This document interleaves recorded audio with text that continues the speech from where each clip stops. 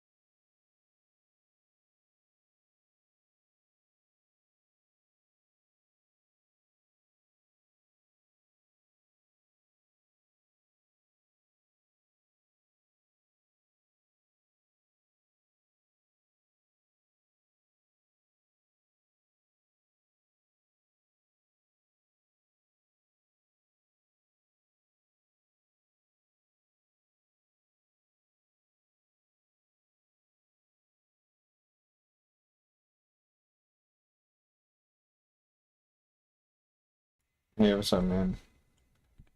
I just hit another landmark level here, so I get a bunch of new spells. Like, really, absolute fuck ton of new spells here. Cure disease, that's good, because I want to use that right away.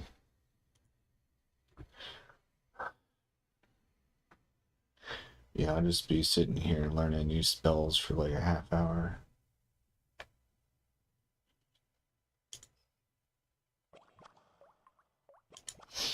I was able to get Botan to the vet today. Not because of the gabapentin, that didn't do anything, but because of just good trapping skills and a lot of patience.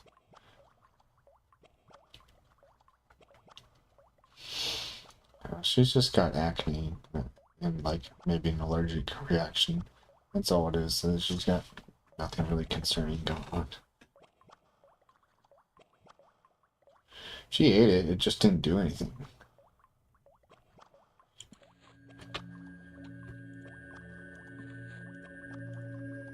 This is always a possibility. It's not odd. I've read before that some cats respond to it by getting more anxious, not less. It's not guaranteed to make them less anxious.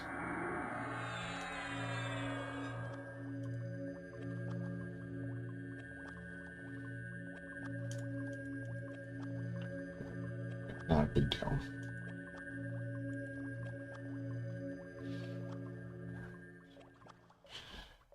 Infectious cloud. What do these spells do? Infectious cloud. Wait, what?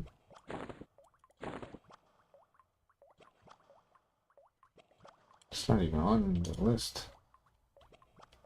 Wait. What?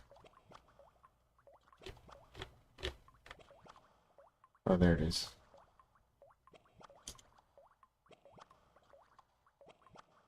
Oh, I'm looking at the wrong level range. Okay, this is an AoE dot.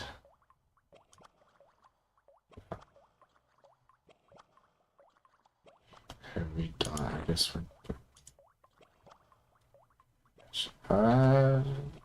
She hid for a couple hours, but now she was here in the room with me. I'm a little nervous every time I get up and walk around.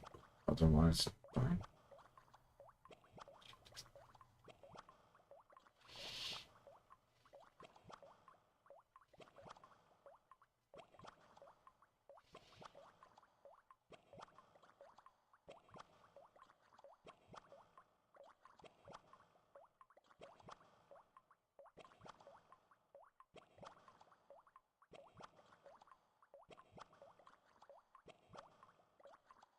Alright, next up we got Heart Flutter.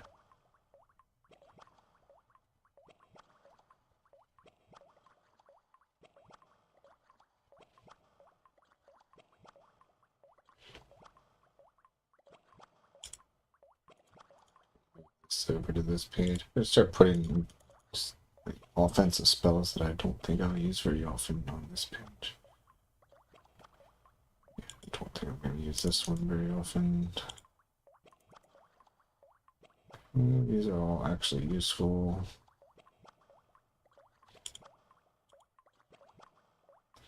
And Heart Flutter does, it's another dot. What type is this?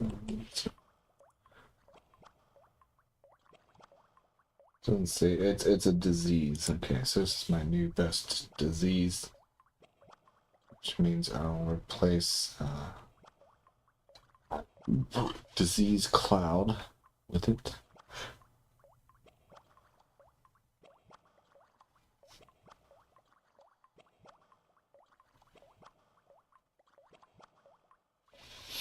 I've decided I have no choice but to cut calories. I'm gaining weight way too fast, so I'm taking it down by 500. I'm going down to significantly lower now. Should be right around maintenance, based on my math. Dominate undead, that's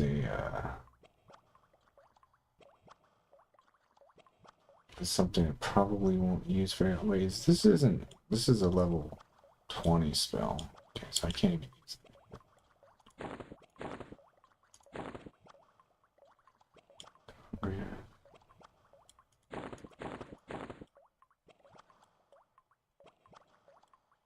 Wait, do I have 2 of these? I have 2 of the same spell. How did that end up happening? Anyway.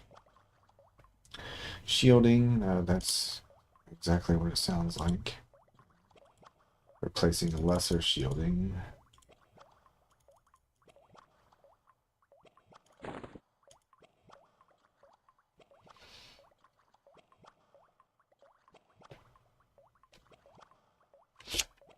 Yeah, it's 500 calories I'm gonna remove is the Taco Bell dinner.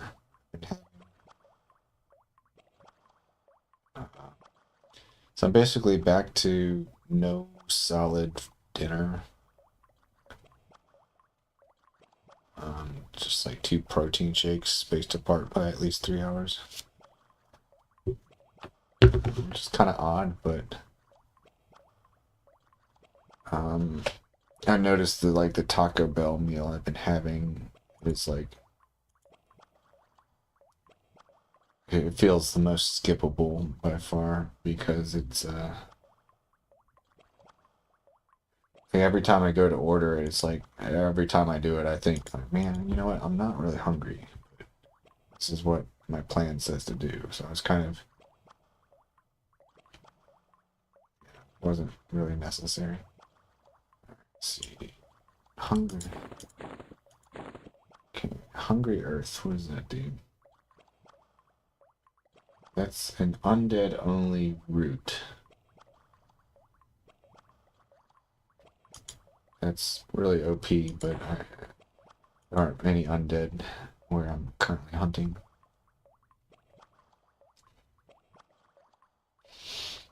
It's fine, yeah, don't be sorry. It's not a sacrifice when I already feel like I'm eating more than like I naturally want to.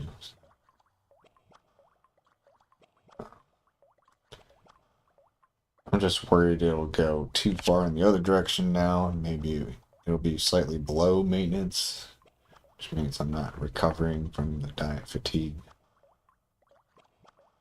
But I think it'll still be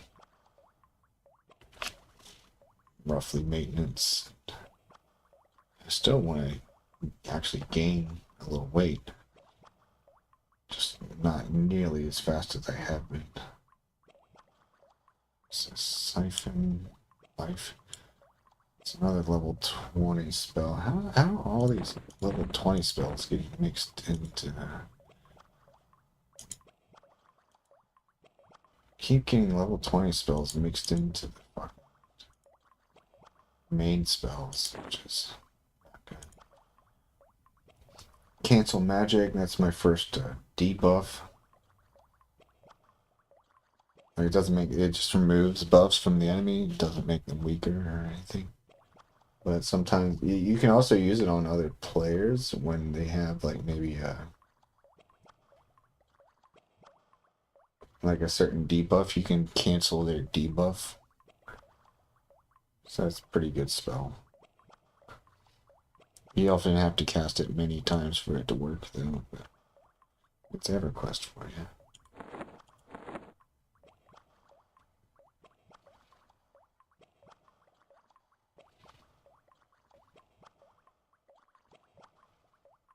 Okay, feigned. Oh, I get feigned death.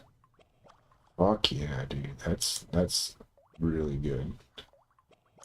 It's like one of the best spells this class gets.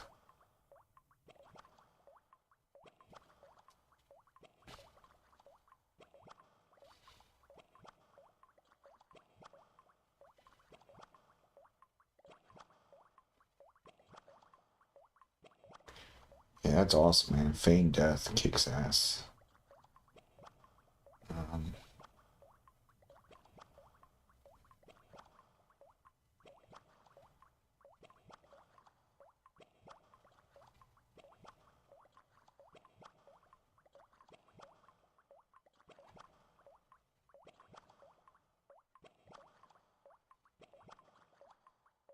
so monks do Feign Death naturally as just like an ability. Us necromancers aren't quite as OP because we have to actually cast a spell to do it. It looks like a 1.5-second cast time. But that's still really good.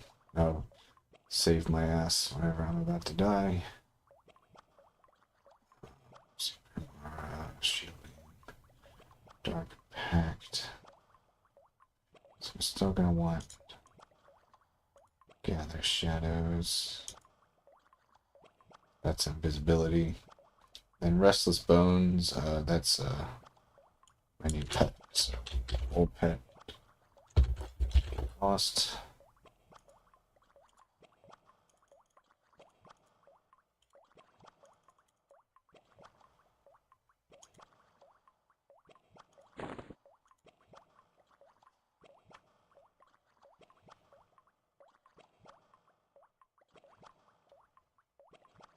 So wow, I actually don't get any new like offensive stuff at all. I got an AoE offensive move, but that's inefficient for single targets, which is all I'm really fighting. So the main perk of this batch of upgrades is the Feign Death. Cancel Magic, Cure Disease are both pretty good. New pet's always nice. Yeah, that's about it for this level. Alright, let's get that new pet up.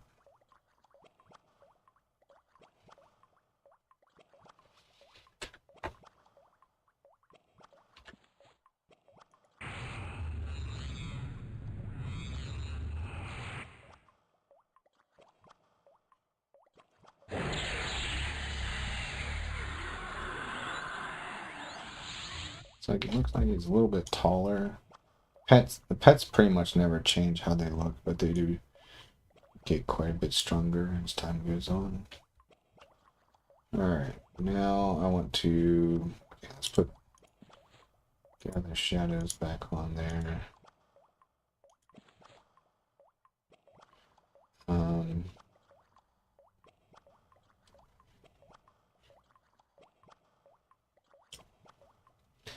No, I haven't played every class. I don't know.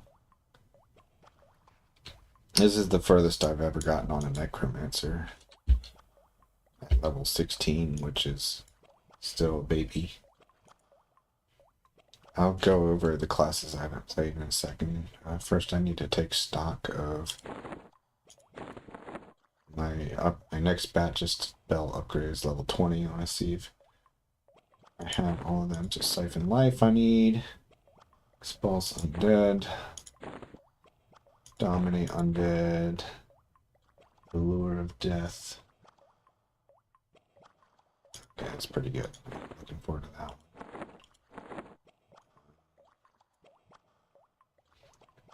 Wait, Siphon Life again? That's 2 spells that I have a duplicate of, dude. What the? How did I do that? Harm Shield. That's like a Divine Aura. Pretty OP. Summon Dead.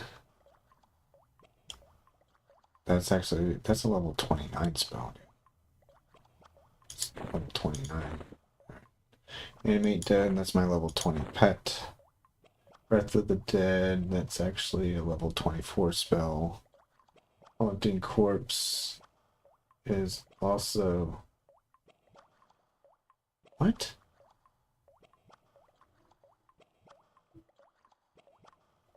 How did I get that?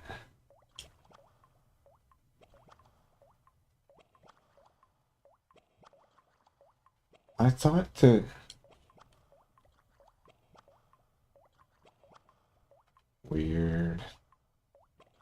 I thought that my researching yesterday. I thought that this level 24 pet spell, Haunting Corpse, was prohibitively expensive. I thought there's no way I could ever afford it, but apparently I have it. I don't know where it came from. Alright, so let's see. I'm missing a few spells though, so that's why I'm taking stock. Let's see what we need. Identify. I can skip that. Shadow Compact. Shadow Compact is good. I'm gonna need to get that. That's not good for me, but it's good for anybody I group with. That's like necromancers can sacrifice their own HP to heal other players. It's like a heal, but it's really just like an inverse leech towards the target of your choice.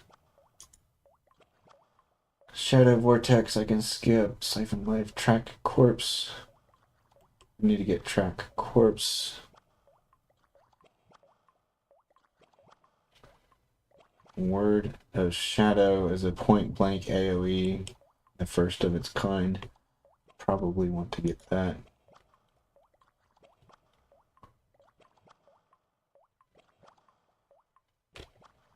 So,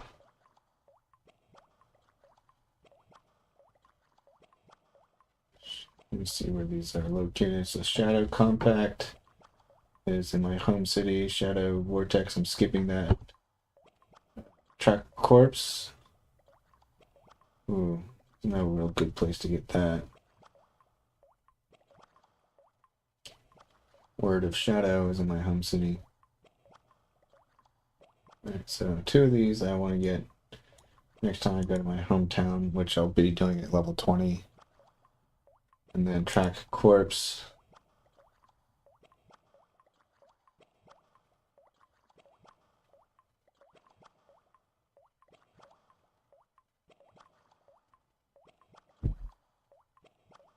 Sold in a specific spot that one of my other characters is camped at, so I can have that character buy the spell. And then put it in the bank, which is shared between guys. Alright, let's look at level 24 spells. Leather skin, major shield. I need to get major shielding.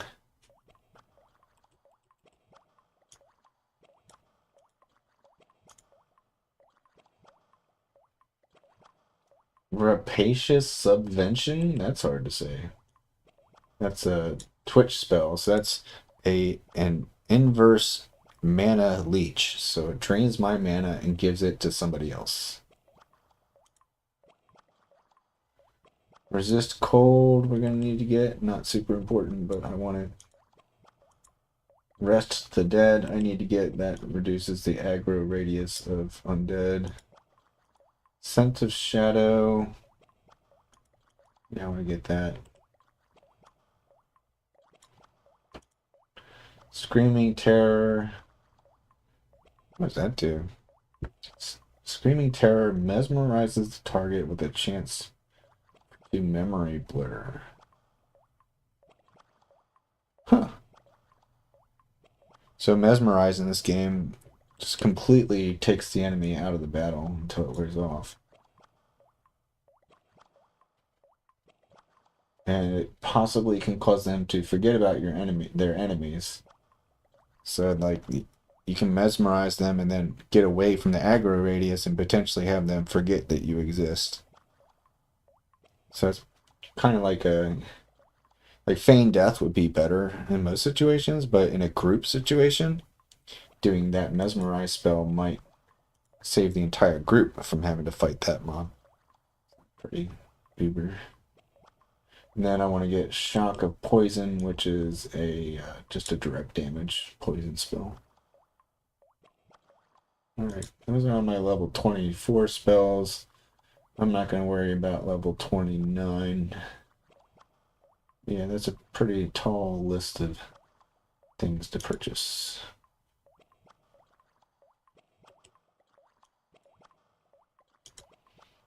Back to the grind. Yeah, lots of classes I haven't really fucked with in this game. So I'll go in order of how they're listed on the site. So enchanters are arguably the best class in the game. The highest I've ever gotten an enchanter is only level 12, I think, because they don't really suit my playstyle. But yeah, enchanters are considered the best in the game in a lot of situations. They can do shit like charm mobs, and they're really good at that mesmerization I was talking about, so they can take like entire like swaths of enemies and just immediately put them to sleep basically for like minutes at a time. Like they're insanely powerful. Enchanters can they're the only class that can buff mana regeneration, so they can give other classes faster mana regeneration. That's why I always like to have an enchanter in my party. And then they do weird shit like they can transform using illusions into whatever they want. Enchanters are amazing though. Like if you're really good at them, you can like solo anything because like no matter how strong the mob is, you could just charm another mob that's the same level as that mob and have them fight each other. And then like when they're both at like 5% health, then you can like fucking turn the charm off and then like just deal 5% damage to both of them and get a shitload of experience. They're really, really powerful. Oh yeah, they also have haste spells. They make melee swing their swords faster and shit. So yeah, enchanters are definitely one of the best classes, but I don't like their style because they're extremely complicated. It's the main reason I don't play them. Like this game in a lot of ways is much simpler than WoW. A lot of classes, like you literally just turn on auto attack and just sit there and watch them auto attack. But enchanters are like really complicated. They always have to be doing different things and responding in different ways in different situations. So like that skill ceiling is really the main reason I never played an enchanter. And like if you're not good at being an enchanter, you will cause your entire group to wipe. Like you gotta be good at what you do or the whole group dies. Enchanters are basically necessary in groups because of their ability to mesmerize the mobs, which makes it so instead of fighting, you know, the 4 enemies that you pulled, like you turn it into just 1 enemy at a time, which makes otherwise impossible situations possible. Next is magicians. I've never gotten a magician past level like 10.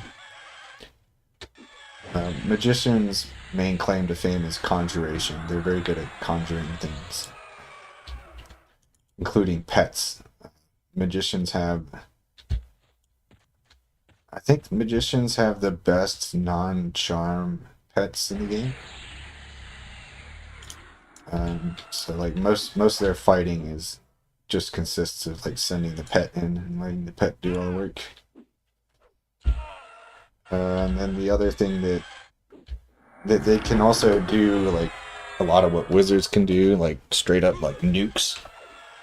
Except their nukes are roughly 2/3 as strong as the wizard's nukes.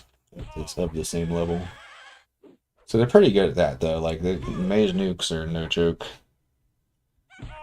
And then their biggest claim to fame at high level, and it's like pretty much the only reason you want them in your raids, is they have a spell called Call of the Hero, which is a summon of player characters.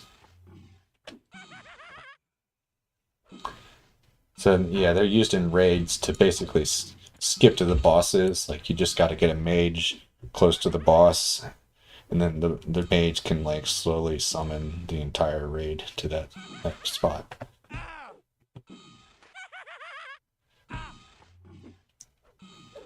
And another thing they can do in raids that makes them useful is they summon modulation rods, which it's just an item that you right click it breaks, and then it converts some of your HP into mana. So it's like one of the ways that healers are able to keep their mana high throughout a boss fight. So those are 3 of the 4 cloth wearing class. Oh yeah, Necromancer, that's the one I'm playing now. Yeah, this is the furthest I've gotten a Necromancer. It's level 16.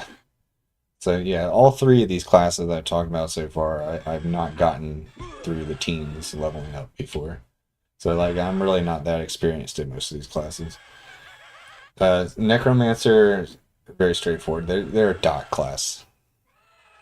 That's all they do, really. Is they have the best dots. They have a couple direct damage spells, but they're just there to dot shit.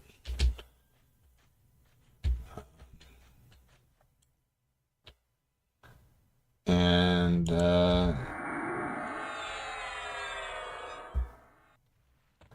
they have some other like minor perks, like eventually they get a spell called Dead Man Floating, which is it's like levitation plus the ability to breathe underwater plus an insane amount of poison resistance.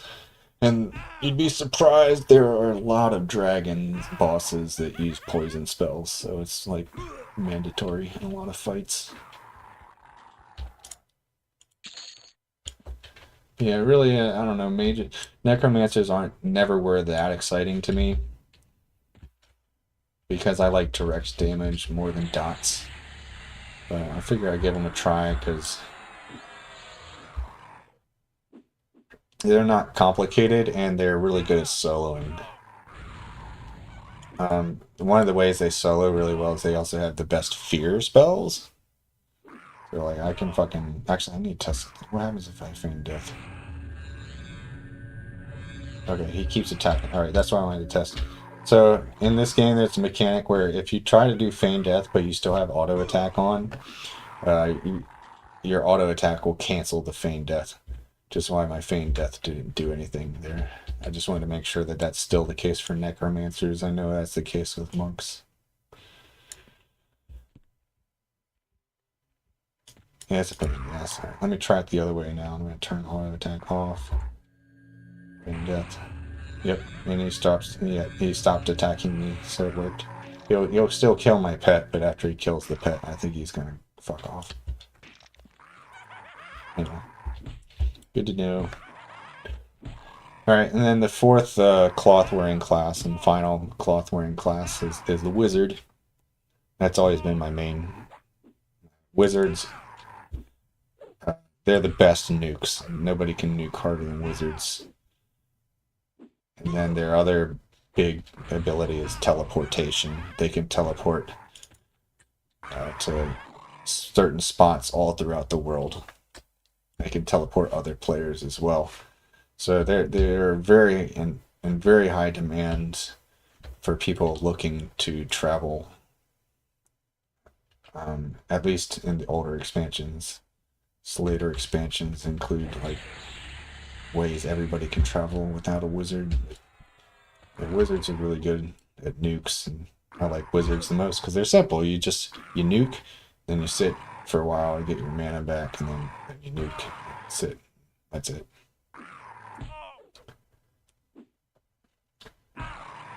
So those are the cloth classes.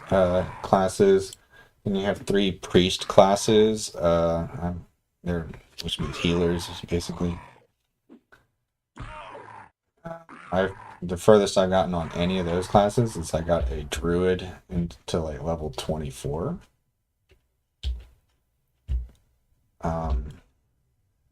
So first would be clerics. Clerics are the undisputed best single target healers in the game. They can cast complete heal, which does exactly what it sounds like. It will take a player character to full HP pretty much no matter how much HP they've lost. So they're indispensable in raids. They can also resurrect, which is really crucial in this game because when you die, you have to go find your body in order to get all your equipment back. But if somebody resurrects you, it takes you straight back to where you died, and you can get your equipment back right away. And then the other really nice thing is the resurrect has a it gives you most of your experience back, because you lose experience towards your levels when you die as well. It's a very punishing game. But if you get resurrected by a cleric, it turns that experience loss into something very small. Clerics also wear plate armor, so they're pretty solid surviving.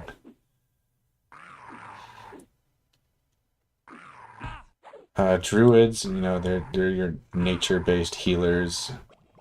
They heal okay.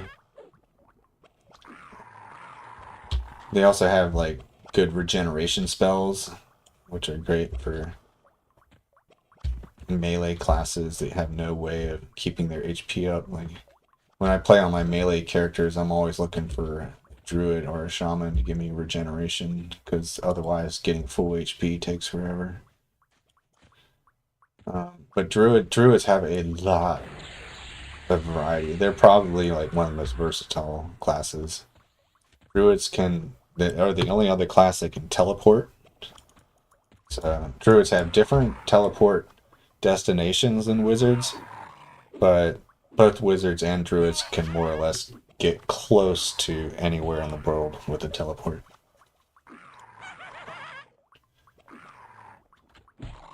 Druids have some basic nukes, like basic fire and ice based nukes. They're not bad. They can cast Spirit of the Wolf, which lets you run faster. That's one of the most cherished abilities in the game.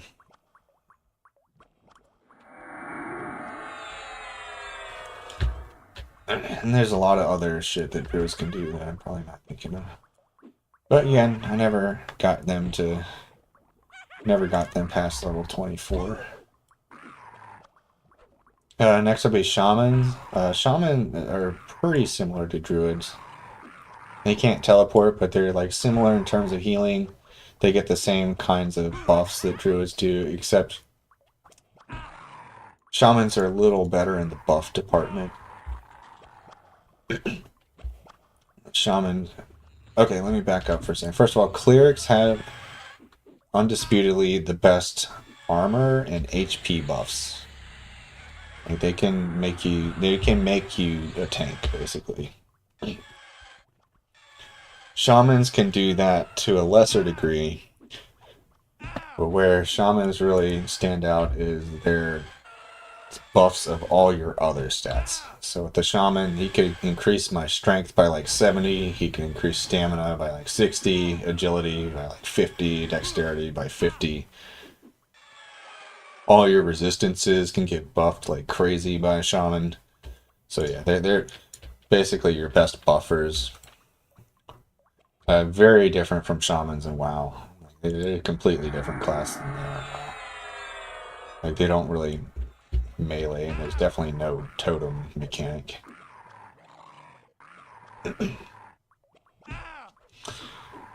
Shamans also are. They get some pretty good dots at high level. They almost rival my necromancer dots that I'll be getting. So they're really good at that. And then shamans are really good at soloing at max level if they get a spell called Torpor. That's if they get that spell, and the reason I say if is because it's one of the most expensive spells in the game. It costs more money than I've ever had at any one given point in time.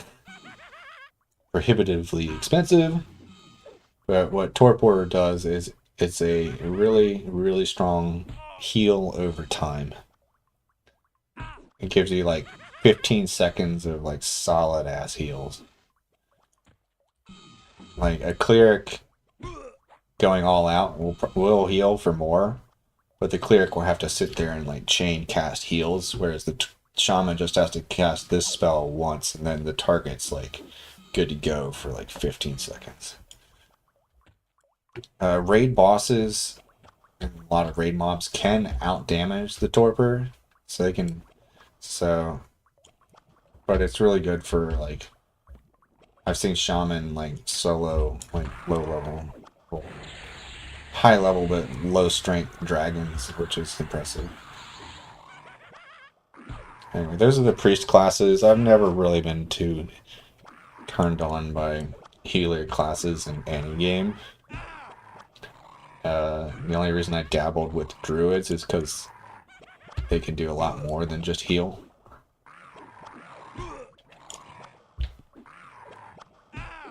And you got your melee classes.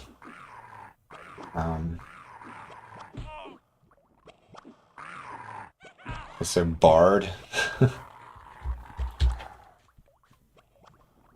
I do not understand bards. Bards have the most actions per minute of any other class. Like if you're playing a bard, you apparently have to like sit there and like just constantly press buttons all the time, which sounds like a pain in the ass. They have a very high like skill requirement, so I just never fucked with them at all. I've never even started a level 1 bard before. So again, I don't know much about them. I know that they can do some like basic melee stuff. They get some decent armor. They can use most weapons. But you know, what they do is they play songs all the time, and I don't know a lot about how the songs work, to be honest. So I can't say much, but I do know that the songs can do a lot of things that shamans can do, or enchanters. And if you recall, enchanters, I said, are like the most OP class. So bards are kind of like a good budget enchanter to have in your group. They can play songs that regenerate your mana faster. They can play songs that mesmerize mobs. They can play songs that increase a lot of various stats. And the nice thing about bards too is they have the highest movement speed in the game. If they're playing a certain song, they move like twice as fast as like even like a buffed movement speed of like any other class can do. I've only gotten to experience it a couple times because like I would only be able to see what it's like if there's a bard in my group and we're traveling somewhere. But it's fucking fast, dude. It's insanely fast. So that's one of the cool things about bards for sure. Monks are definitely one of my favorite classes in this game. Awesome DPS. Monks just melee DPS like crazy. Incredibly powerful DPS. Nice, I hit level 17. Monks have the feign death skill. So because of that, they're usually used as poolers in the group. So they'll go get the mobs, and because they can just feign death if they get too many mobs or a mob that we don't want to fight. And they can also split up groups of mobs, because like when you feign death, the mobs will kind of sit there and stare at you for a minute, and then they'll start to like slowly wander away. But they wander away at random times. So what the monk can do is like pool 3 mobs, feign death, wait till like 2 of the 3 mobs wander off, and then they can grab the third one's attention again, and then just pool that third one. So they're really good at that kind of shit. But I love the monk because of just their just straight up fucking physical melee abilities. Like they punch hard. And they have they don't have good armor, but they have very high evasiveness. So they can kind of tank, actually. Like when they get hit, they'll get hit really hard, but they'll get hit a lot less often than other classes. My highest level monk is like in the 50s. So I've put a lot of time into monks actually. So far, like the only of all the classes I mentioned, the only ones that I've like ever gotten anywhere with are the wizard and the monk.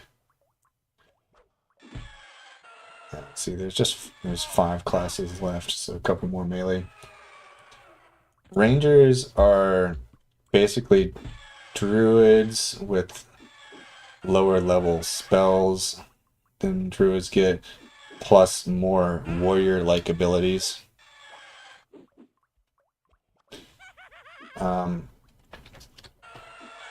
Rangers, they can't teleport like druids, but they can heal a little bit. They can regenerate a little bit. They can do some cool stuff with animals, like make the animals run away. And then they have some pretty good melee abilities and good armor. They can't wear plate armor. They can wear chainmail armor, which is the second best. I have a level 60 ranger on one of the other servers I played, so I have a pretty good amount of experience with rangers. But rangers definitely are not one of the best classes in the game. Like everyone will tell you, like if there's a ranger in the raid with you, like nobody's getting excited about that. Same with grouping. Usually, nobody cares if there's a ranger in the group, but I enjoy them. They're pretty good anyway. Just nowhere near as good as monks, rogues, and warriors. So next would be rogues. I've gotten a rogue to like the mid 50s, and then a rogue into the upper 30s multiple times. Last year, I was playing a rogue for a long time. They're really good. They can melee. Like they're kind of tied with monks for best melee DPS. Just yeah, instead of using their fists and blunt weapons, rogues use pointy things. But for a rogue to really shine, they have to be behind the target, because then they can use the backstab ability, which is like every 8 seconds they can do like a shitload of damage if they're facing the opponent's back. Rogues also can basically turn completely invisible.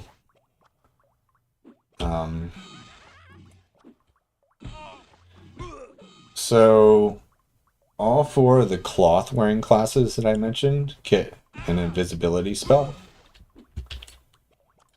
And some of them get what's called an invisibility versus undead spell. So those two don't overlap. Like the regular invisibility spell will not work on undead mobs. As well as there are various other just random mobs, kind of, well, not random, but like scattered throughout the mobs. Like some of them can just see through invisible, and that's just like one of their traits. So invisibility is great, but like it doesn't work on everything. Especially like it'll never work on undead. And then there's a separate spell, invisibility to undead, that it only works on undead, but it'll always work on undead, but nothing else. So the reason I bring that up now is because those two things don't really stack very well. Like no single class can give themselves invisibility and invisibility to undead at the same time, because in order to cast the spell, it'll take off any existing invisibilities. So like if you try to cast invisibility to undead on yourself, like that'll land, and then if you try to cast the regular invisibility, that'll take off the first invisibility you used. And finally, the reason I said all that shit is because rogues just fucking laugh in the face of all that shit. Rogues go invisible to everything. Well, almost everything. Like 99.9% of mobs cannot see a rogue that's sneaking around. And it's not like WoW, where like if you get too close to the mob or if you stand right in front of their face, they'll see you. No, rogues cannot be seen. Period. So that's why I love to play rogues in this game. Like they're really, really OP when it comes to stealth. They can get anywhere, do anything. So they're very fun to play, because if you're playing a rogue and you gotta like go take a shit or something, you just turn on your sneak and like nothing's ever gonna see you and attack you. It's just like it'll never happen. Although that's kind of true with feign death as well. So monks and as well as my class now that I hit level 16 necromancers, we can feign death, and then I think we're totally safe to go AFK at that point. The only exception would be is if a mob were attacking somebody else, and that somebody else came really close to you, and then the mob did a point blank AoE attack. That would hit you when you're feigned death and cause you to break feigned death. But other than that, once you're feigned death, like you're 100% safe. So it's feigned death pretty much means you can just go AFK at that point. And if somebody else did like break your feigned death by dragging a mob up to you and doing that, like that would be against the rules anyway. So nobody's gonna do that.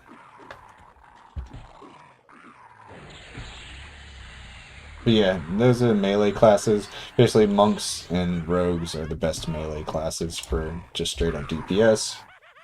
Bards and rangers are kind of more specialized and good in specific situations. And then the final classes I haven't covered are the hybrids. We got 3 hybrid classes. Or no, that's not true.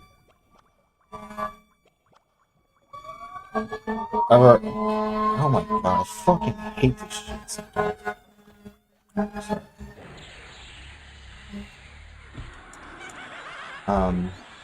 Jesus, lost my train of thought. Yeah, there were multiple that time. I've already talked about a couple hybrid classes, mainly just Ranger. Ranger and Bards, I guess, are considered hybrid classes. The last 3 classes are the tank classes. So Warrior is, your most stereotypical tank. Unlike WoW, they are brain dead simple, very basic, like very few actions. That's why I was kind of disappointed with the WoW Warrior, because like I'm used to this game where literally all a warrior has to do pretty much is turn on auto attack and then like hit the kick button every time it comes off cooldown. That's it.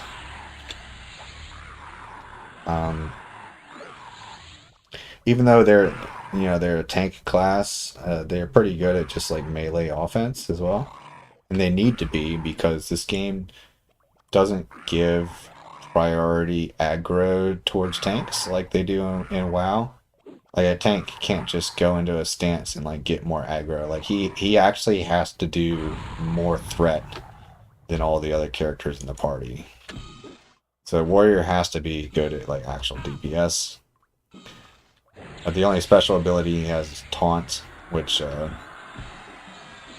has a chance, not guaranteed, but a chance of raising their threat to whatever the highest threat member of the group is +1. So, oops, taunt is a pretty useful part of the warrior toolkit, but like it doesn't always work, so it's not like amazing.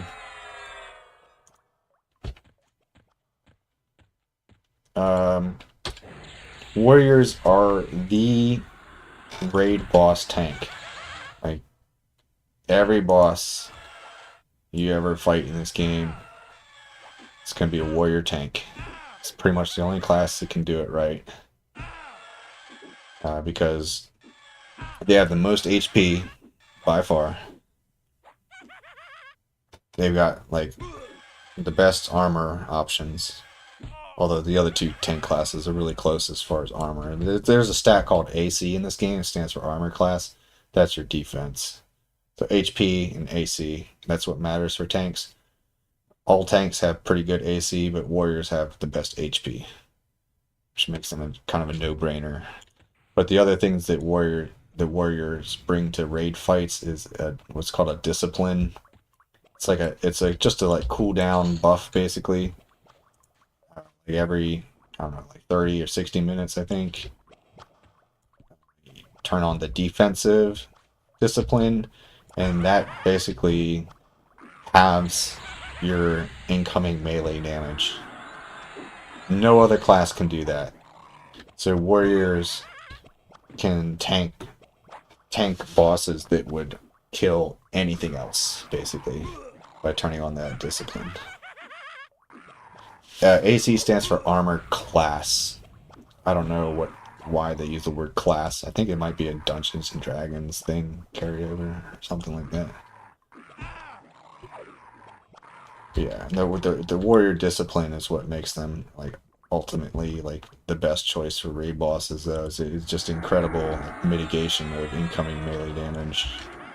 It's temporary, so like in really long boss fights, what you'll have to have is multiple warriors and have them like trade off right when the defensive discipline is about to wear off on the first tank, and that's pretty hard to pull off because of the aggro being complicated. And then the other two tanks are Paladins and Shadow Knights. They're both hybrids. So Paladin is half warrior, half cleric. And Shadow Knight is half warrior, half necromancer. So kind of like me.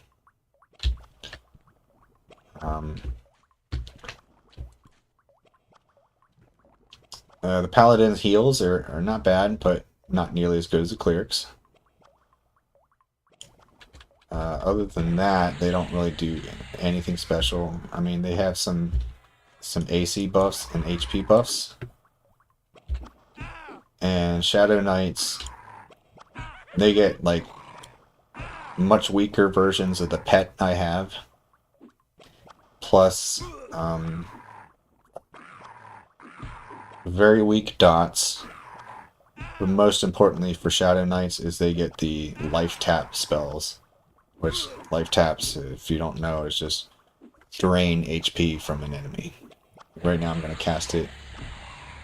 And it just drained 44 HP from the enemy into my HP.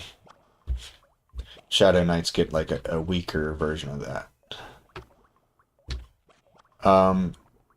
So yeah, like I was saying, Shadow Knights and Paladins are both kind of inferior for raid bosses. That is not the case for regular groups. So if you're in just like a normal group, actually like Shadow Knights and Paladins are better because if you recall, I said a warrior has to maintain threat by doing the most damage, basically. That's the only way they can do it. But Shadow Knights and Paladins have spells they can cast that have a lot of threat on them.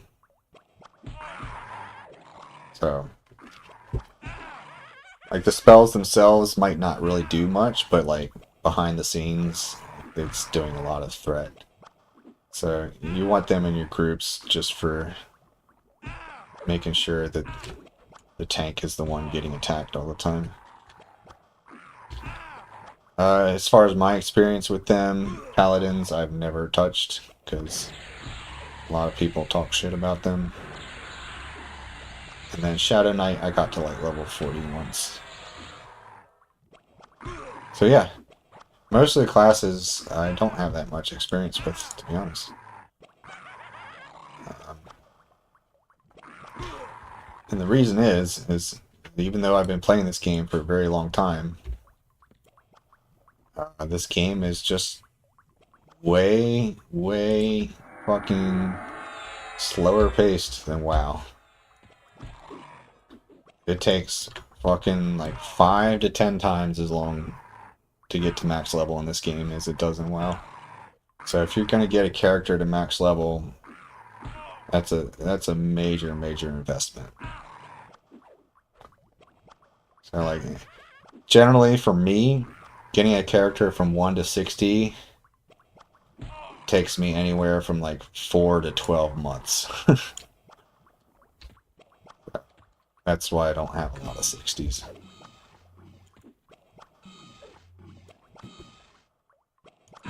It's insane.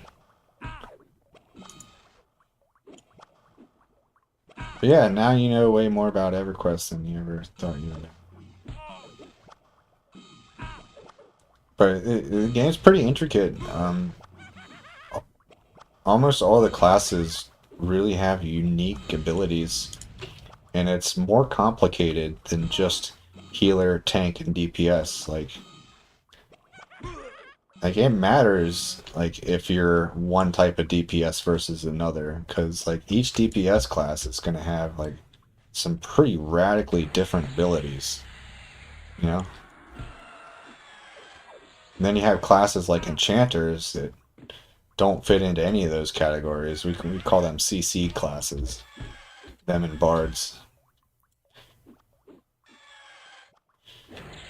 Yeah, I would say enchanters are outside of raids. Enchanters are the best class pretty much.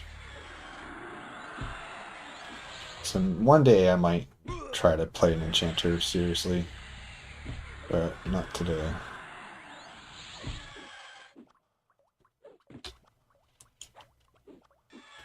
And I'll tell you, like, the main reason I don't want to play an enchanter, and once I explain it to you, I think you'll totally agree with me. Um, so back in the day, enchanters pretty much just had two responsibilities in a group situation. They had to give everybody buffs, no big deal. And then they had to mesmerize mobs, which is a very important job that's very complicated.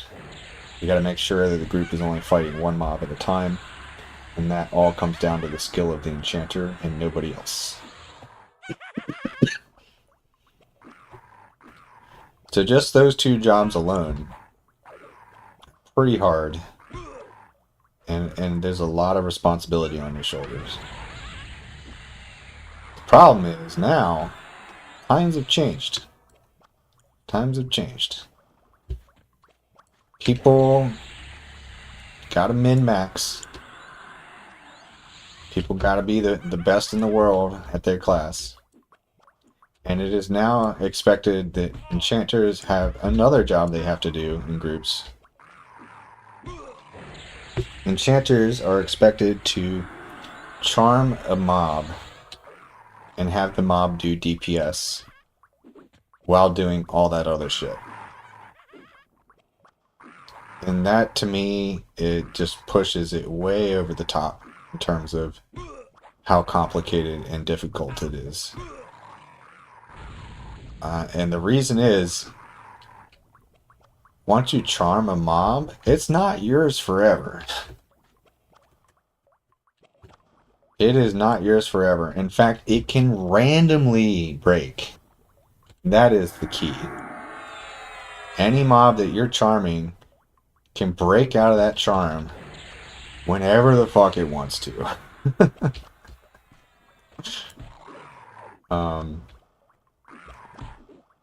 So if it does that, you then have to like stun the mob, mesmerize the mob, and then charm them again. That's 3 spells that all have to land. Oh yeah, and you also have to do a magic resist debuff spell. So that's 4 spells you have to cast to recharm a mob that broke charm. All while simultaneously trying to mesmerize all but one mob. The group is only fighting one mob at a time, while also keeping track of like everybody's buffs on a timer. Like it's fucking way too much work for me. I'm not willing to do all that shit at once. It's too complicated, too difficult, too random. Yeah, I refuse to play an enchanter for that reason.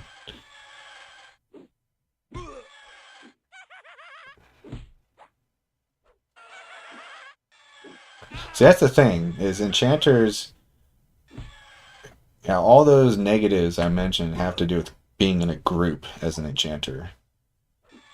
And it's largely dictated by what, like, the expectations of the group is. But if you're out soloing, nobody's there to make you play a certain way.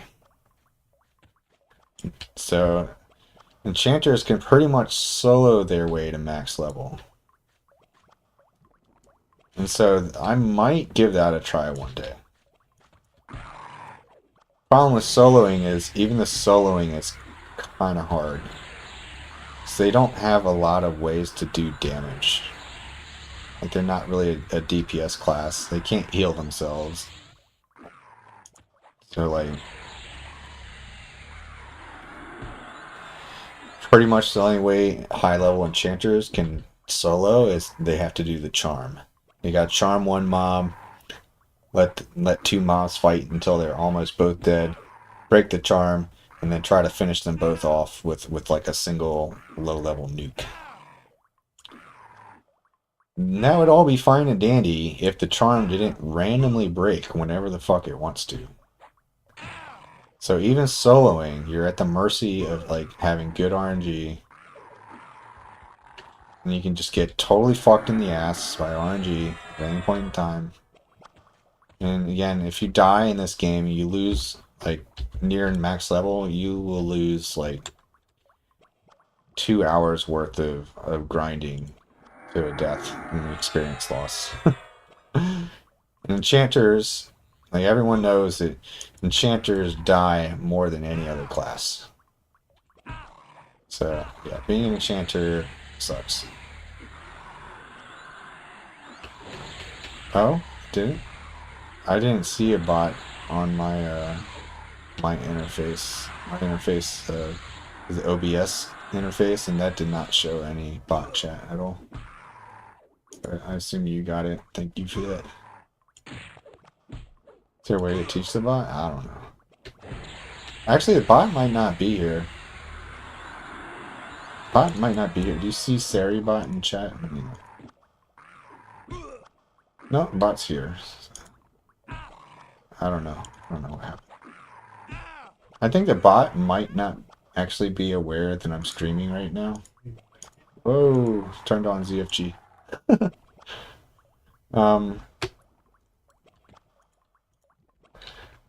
I think the bot, like, because I streamed twice today, it didn't realize that I left and came back, possibly.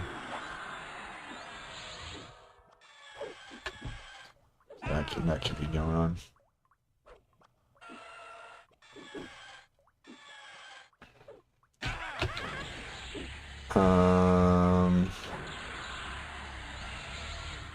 Come on, man.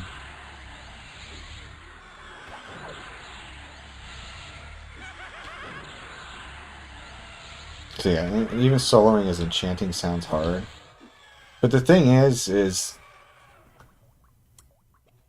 I don't really know what I'm talking about, I guess.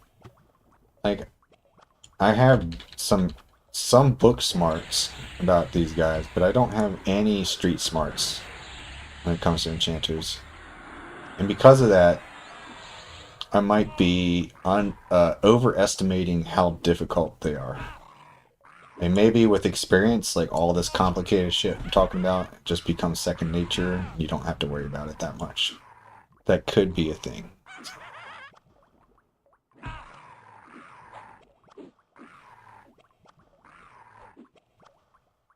But so far I'm enjoying Necromancer, but here's the thing too is I'm not actually playing the Necromancer the way Necromancers are meant to be played right now.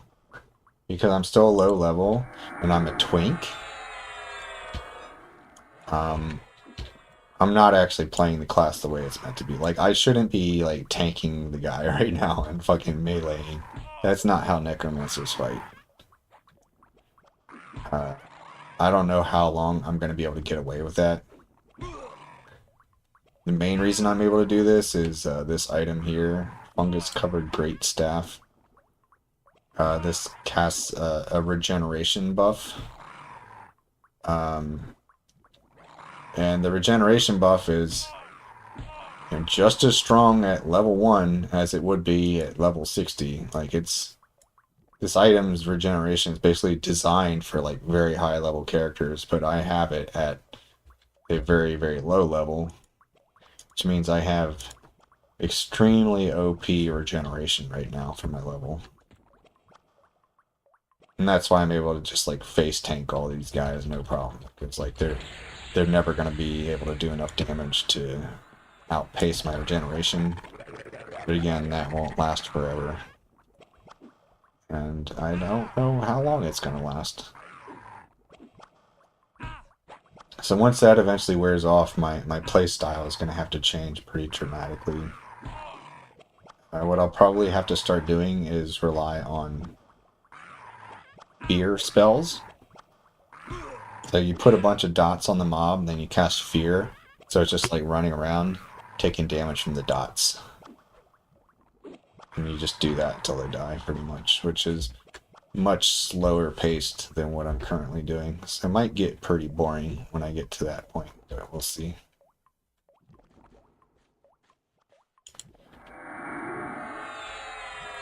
And that's only until level 34. At 34, you finally get the root spell, which a lot of classes get.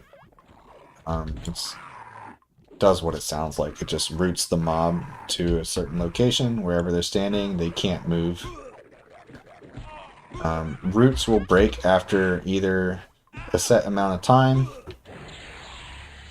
or if they are nuked, or any kind of direct damage spell that can randomly break the root. But as a necromancer, that doesn't really matter, because all our damage is done through damage over time. And damage over time can't break the root.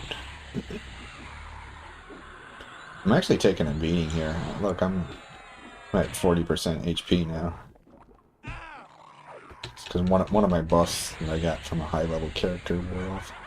I gotta be careful. My HP is here, by the way. Yeah, it's pretty low.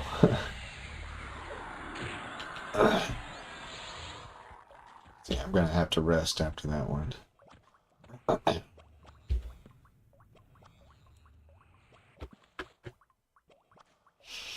Yeah, level 34 I get root. So then the strategy becomes, it's called root rotting, which is basically one of the most boring things I can imagine. You cast root on the mob, and then you cast all your dots. And then you just sit there, wait for it to die. Recast root, recast your dots whenever you get low, or whenever root's about to wear off, or whenever the dots are about to wear off. It sounds really boring. I've never done it before, but that's what I have in store for myself if I'm gonna solo as this class. Basically just sitting there, waiting for the mob to die for like 3 to 5 minutes per mob. So yeah, that's why I never tried Necromancer until now. That's always sounded pretty boring to me. But who knows, I might learn to like it.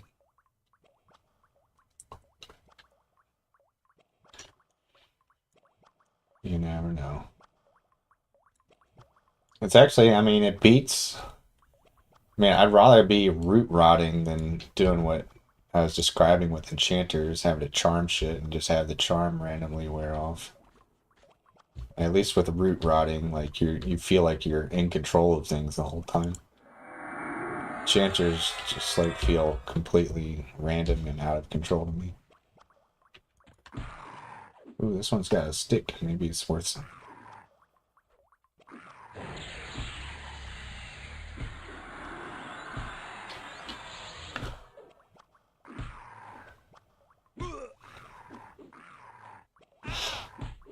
I kind of have experience with what root rotting is like because of my last 60 wizard.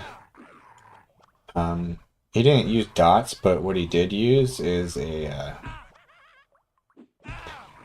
basically an item, a very rare special item that casts a nuke. It's a pretty decent nuke, but the nuke takes 15 seconds to cast. So he would root a mob and then do this 15-second cast, and like each cast would only do like 20% of the mob's, like 10 to 20% of the mob's HP. So if you do the math, like 15 seconds times fucking like 10, 150 seconds. That's when you include the amount of times you have to root the mob as well. That's like at least 3 minutes per mob. Most of the time just sitting there waiting for the cast timer to go down. That sounds really similar to what root rotting is. So yeah, kind of used to it, I guess. And I didn't mind doing that. As a wizard, I kind of had fun.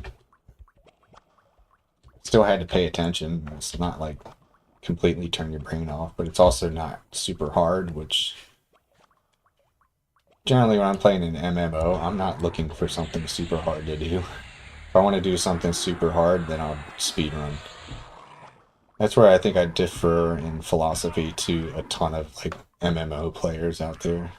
Like these days, people use MMOs as like a way to challenge and channel their skills in video games. And that's why they min-max and they try to beat the best raid boss on legendary difficulty, all that shit. And like do DPS logs and like try as hard as they can to be perfect at the game. Like that's their outlet for trying to showcase skill in a video game. And I just never saw MMOs that way at all. That's what single player games are for, I know.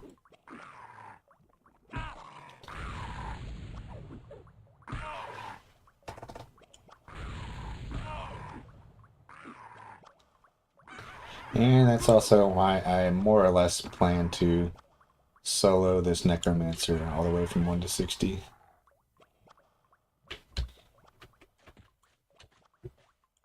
Maybe that would be cool. Maybe I would like that. I'm not really aware of any single player challenges in any MMOs. I mean, what's an example of what you're talking?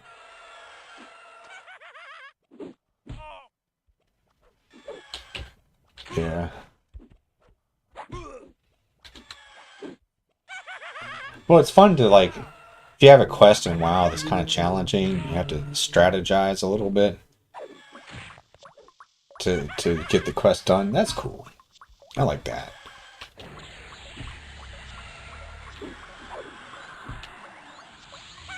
But only if it's like a 7 out of 10 difficulty.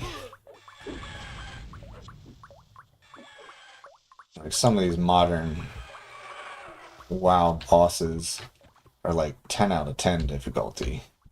That's no longer fun for me.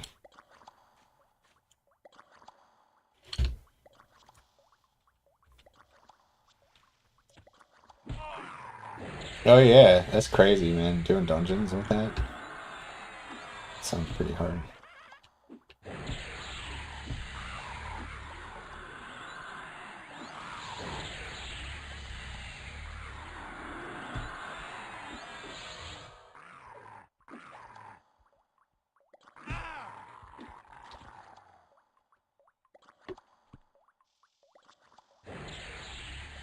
Pretty baller, dude.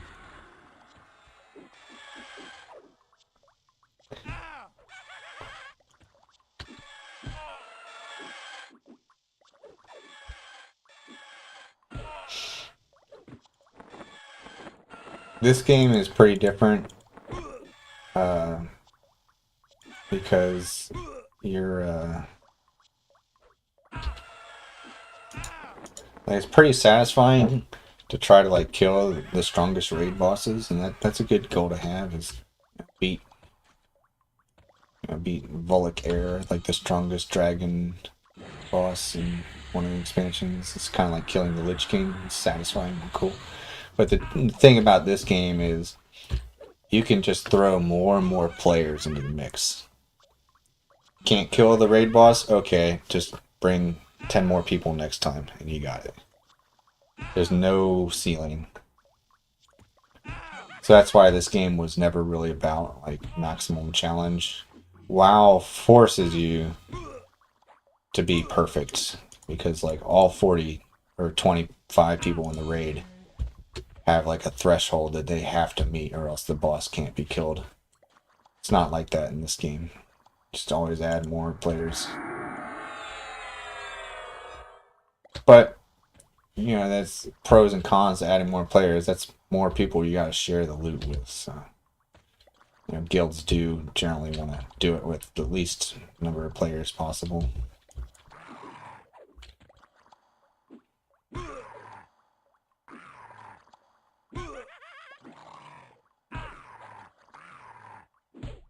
Oh, that sounds really hard. Were you the mage in that situation? I don't see how that could be possible, because even with all your crowd control, like, you're still gonna have like 3 mobs like active in certain packs with no tank to really absorb the damage properly. How's that possible?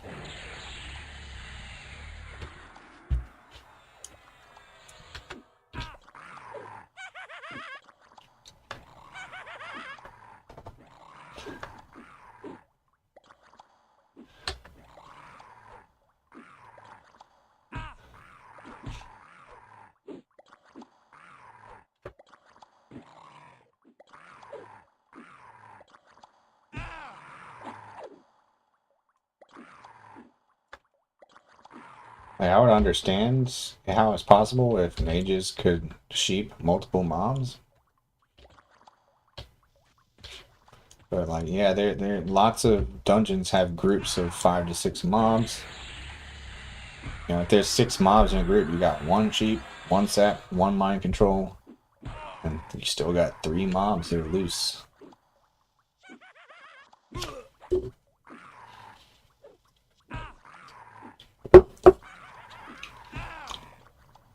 Yeah, I guess the rogue is the only class in that situation that could even remotely tank there.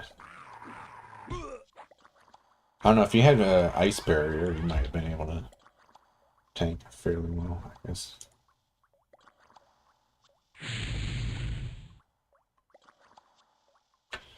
You're fire? Okay, well, I'm sure whatever your strats were, being fire was probably a crucial part of the strategy.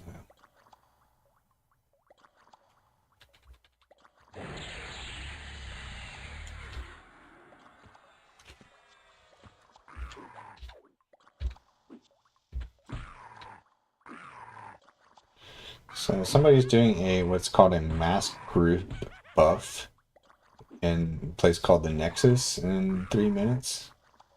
So I'm gonna have to go to that. Nexus is in this new expansion. Well, it's not really new anymore, but it's new for me. It's kind of like the central hub. And mask group buffs are where like you can do a buff to like an AoE target. So like people will just like hand out buffs. They'll announce when they're gonna do the buff, and they can buff like 40 people at once if they just go to the spot where it's happening. It's kind of a new mechanic. So yeah, I'm gonna go get that. And it's at 49 after the hour, so pretty soon.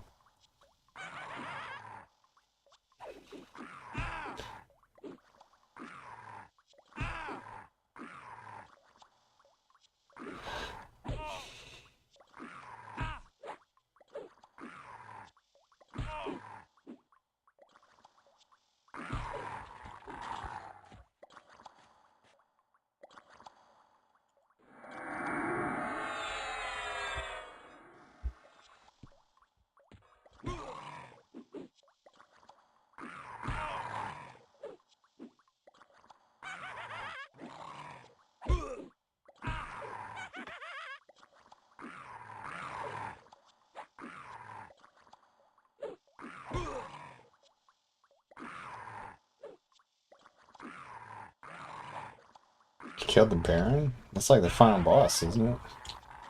That's nuts, man. You guys are pretty hardcore.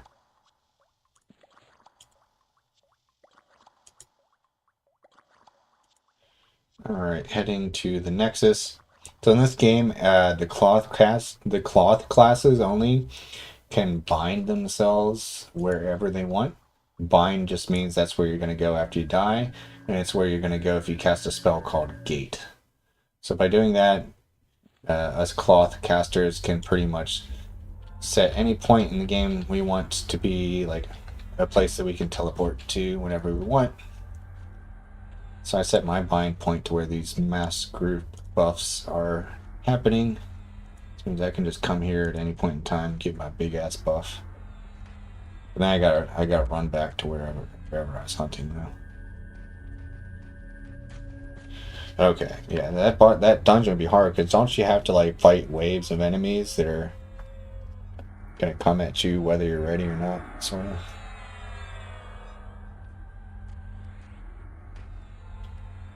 Yeah. I gotta pee. I'll be right back.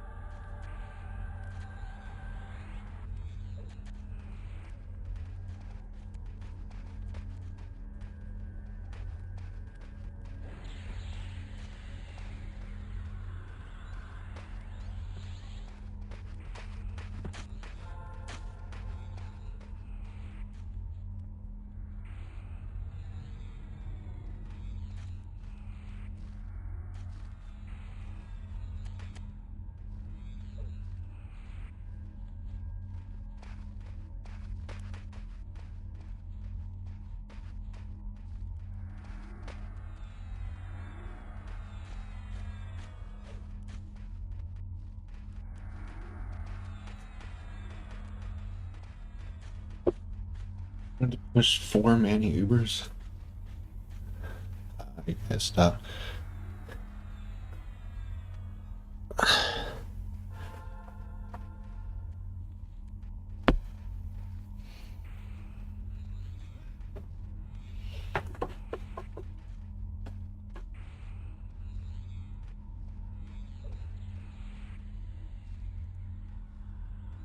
Damn.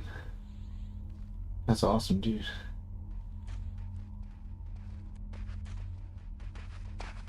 Why does it look like there's 4 people? Is one of them an NPC? Or you did it 4 man? Thought you said 3. Either way, I'm impressed. That's awesome.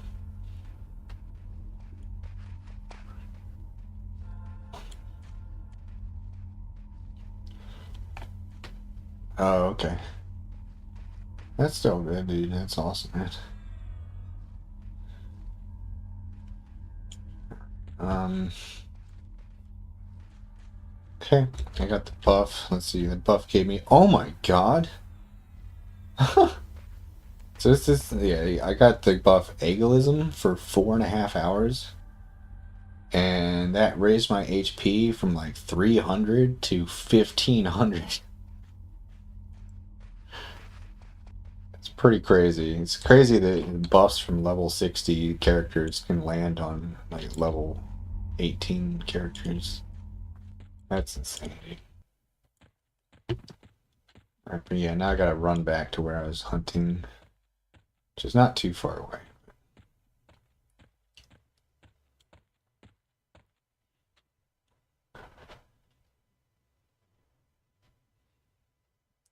That's sick. Yeah, I figured you guys weren't in raid gear.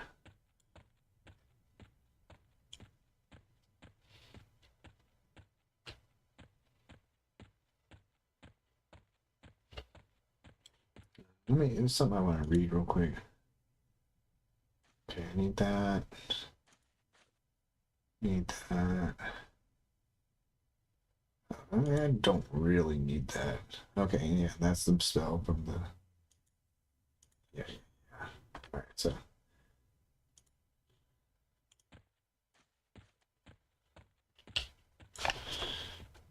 Ubers, isn't that a 10-man dungeon?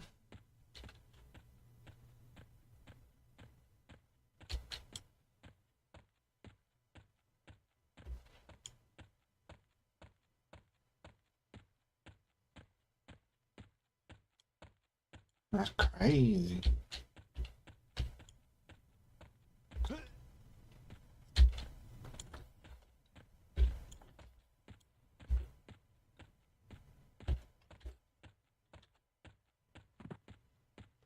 What is this glitch that ZOG is playing with? He's doing all kinds of weird shit right now. It's like hookshotting things that you normally can't hookshot.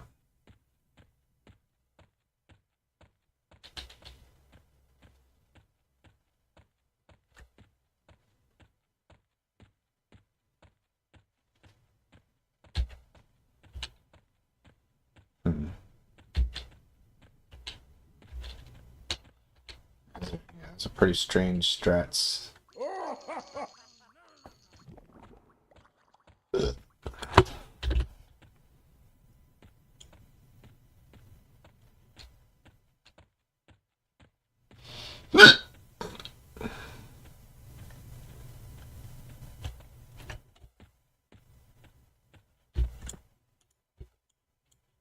I gotta invis through this section. This is a little dangerous because my invis can wear off randomly.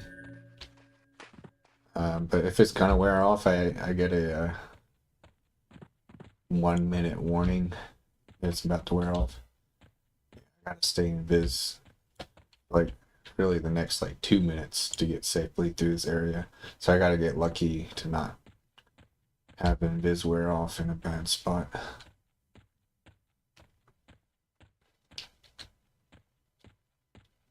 I can't read what you wrote until I'm done traveling through this dangerous area. Actually, wait a second. I can kill these guys now.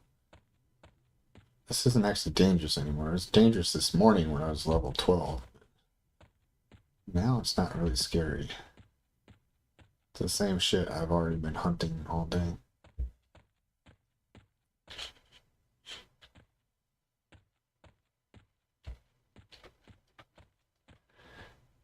It's the best thing about MMOs is going back through areas that used to be really dangerous and like being like strong enough to handle it now.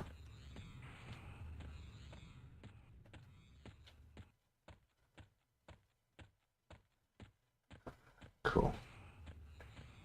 Yeah, I'm pretty much back to where I was.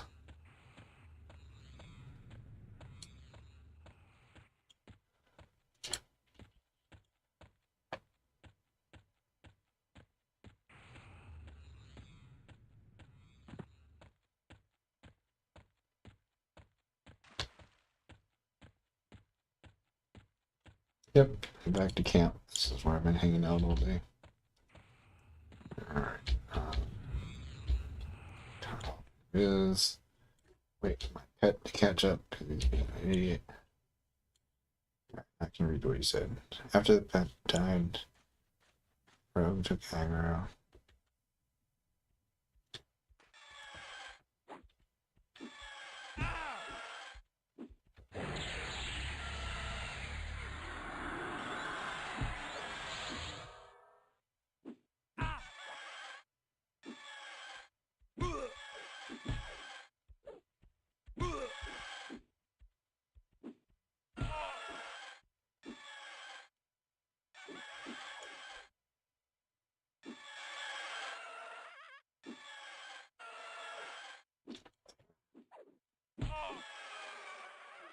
Sounds awesome, but I feel like a lot of shit could go wrong.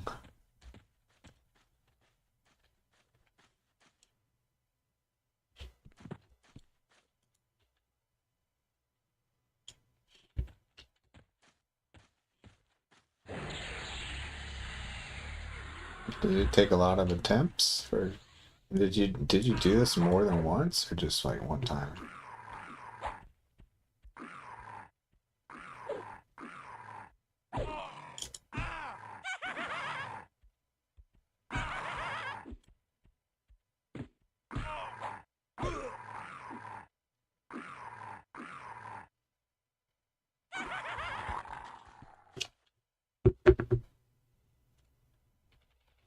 Bro, I don't know what changed lately, but like these days I'm getting more spam phone calls than I ever have in my life. I'm constantly getting calls from unknown numbers. Oh my god. Oh, this time is kind of important. Apparently somebody tried to spend $350 for OnlyFans on my credit card.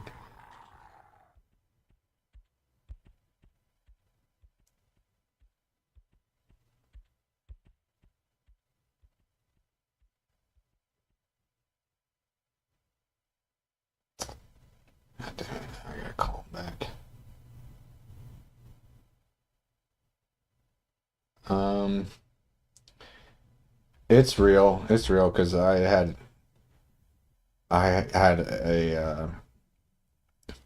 to say yes to this same number for an intentional purchase that I wanted to do.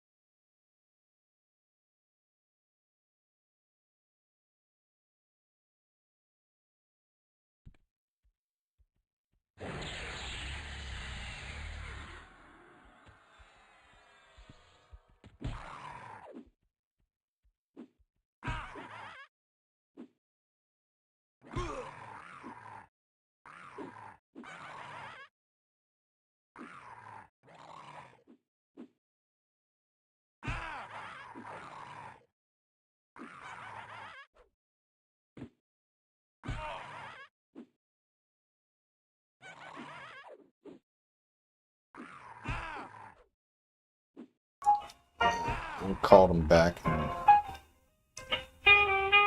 I get to listen to some jazz.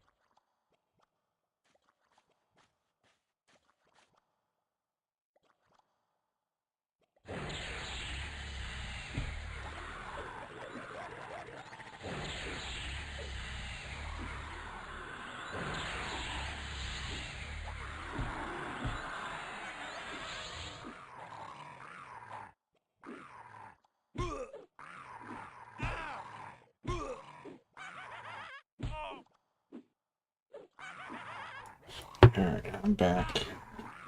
Your hoe box is not back though. So.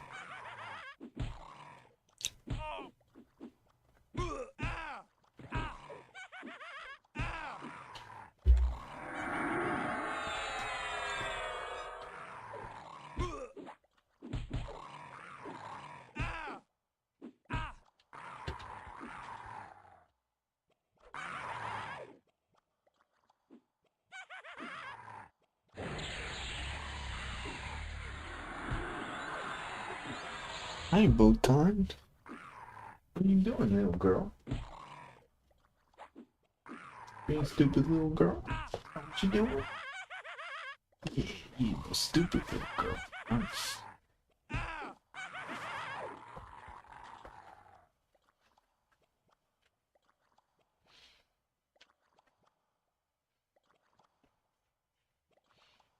Good girl, Botan.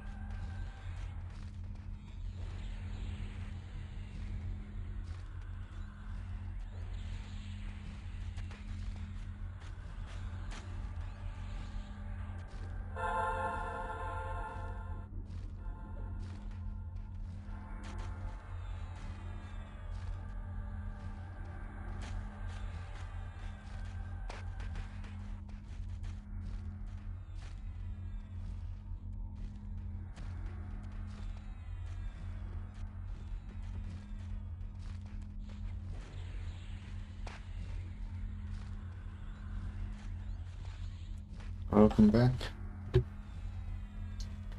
Yeah, I need a new credit card or debit card.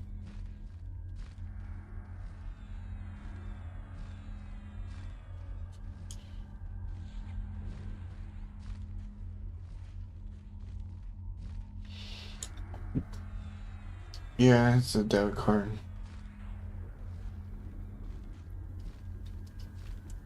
I don't understand. Oh, you know what? It does kind of make sense. First, I was like, why would somebody spend $350 on OnlyFans? But then I realized, oh, it's probably the person on OnlyFans like subscribing to themselves or something.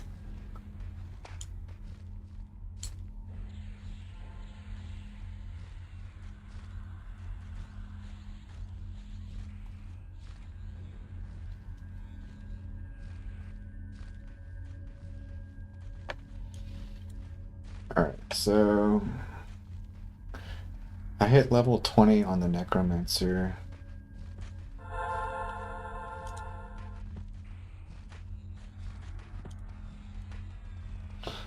Level 20, there's an item that you can loot called Journeyman Boots, which increase your run speed. You're not allowed to loot them until level 20.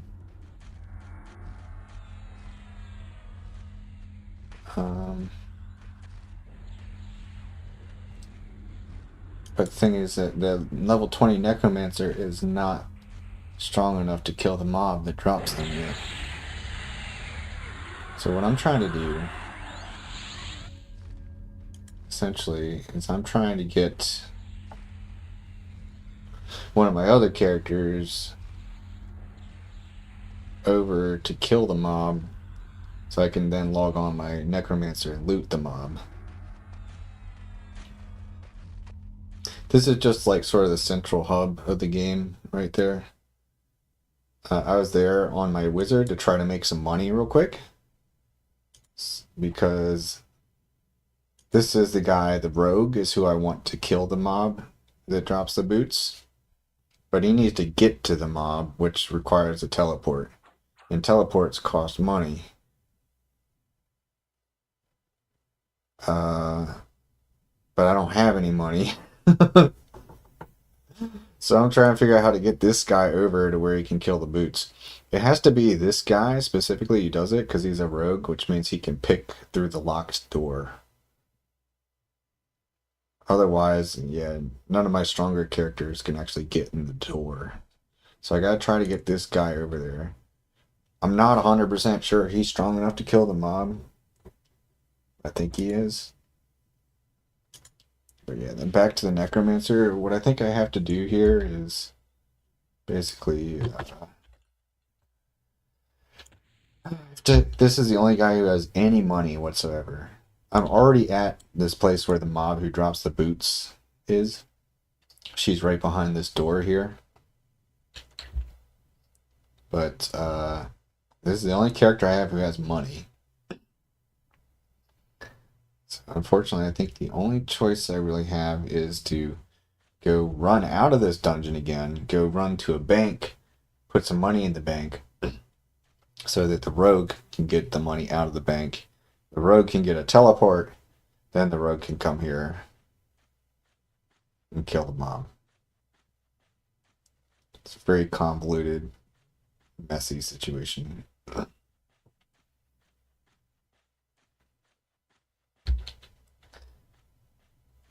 The other option is to have the rogue just take the boat and then do a little run to get to here. But the boat takes like a fucking half hour.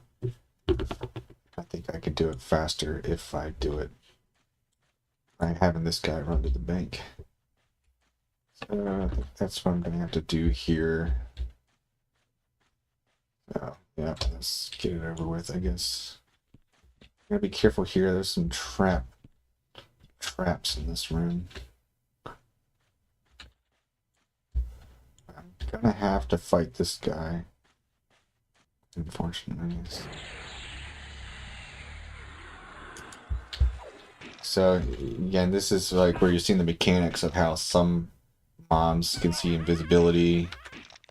Like undead can see me if I'm invisible, so I have to kill this undead mob. That I can then go invisible to get past these earth elementals up here. It's a pain in the ass. You're gonna be real disappointed if I do all this shit. Oh god, I'm not gonna fight him?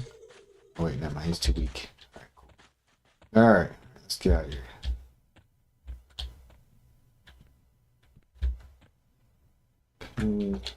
Don't really know my way around here, so I gotta use the map. Yeah. When I hit level 20, I got access to this item called the Circle of the Shadow, which only Necromancers and Shadow Knights can use. It's an instant click invisibility. It's very OP. So I can stealth, so I can invis my way to the entrance, but the actual like undead shit's still gonna see me. The annoying thing about undead shit is that it'll attack you even if it's way under your level. See, like this ogre guard is technically KOS for me, but he ignored me because I'm like too high level. So I'm gonna kill these guys and then turn on invisibility versus undead, and that should get me out of this dungeon without any more battles.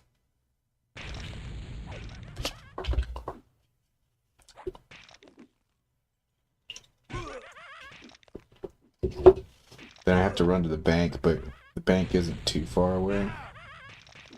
Can probably get to the bank and then back here all in under like 10 minutes, I guess.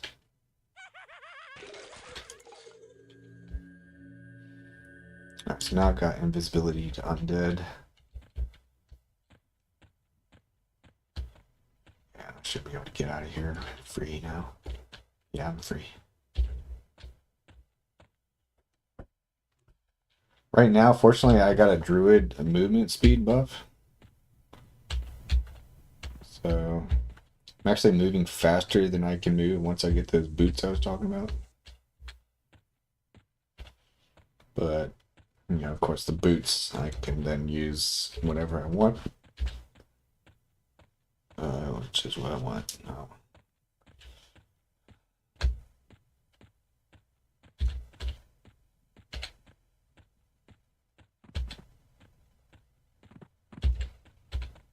Yeah, this is pretty close to the Dark Elf starting city, which is where I can use the bank. No speed runs tomorrow, probably. We'll see tomorrow, but like.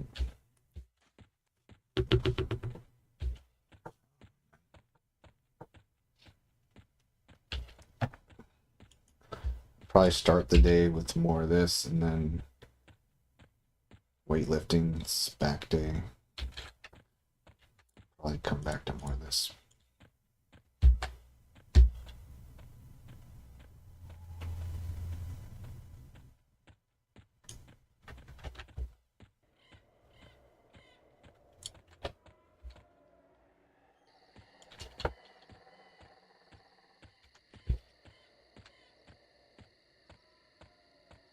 Oh, cool. You found Anne. There's two pretty interesting things that you're about to learn. Well, you know, you're gonna learn one interesting thing, and then you're gonna witness something else that's interesting, basically.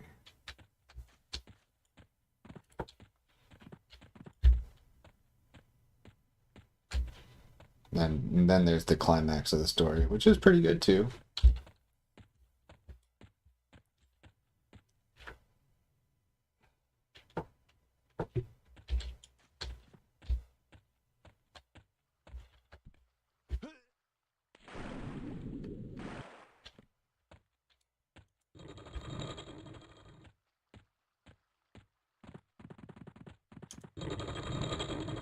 Yeah, fucking yeah. Sonder tried to tell Luna to stop being his apprentice.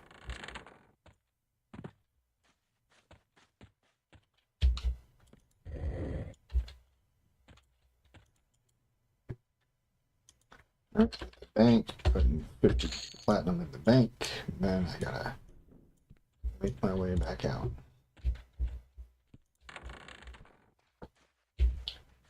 I'm disoriented. I like Luna. She's definitely the most loyal to Alex, at least at this point in the story.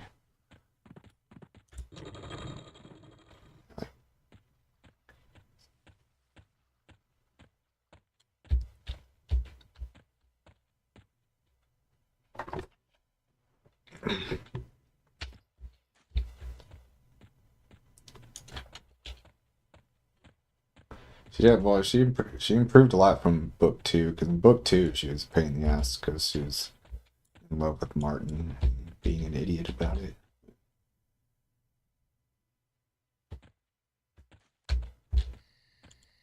Yes, people thought he was being sexist by calling her a good girl.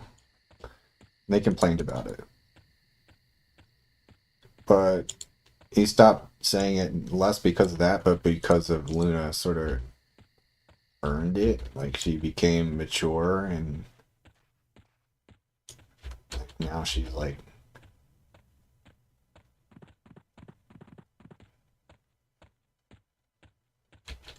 he sees her as more of an equal now. But actually, the story is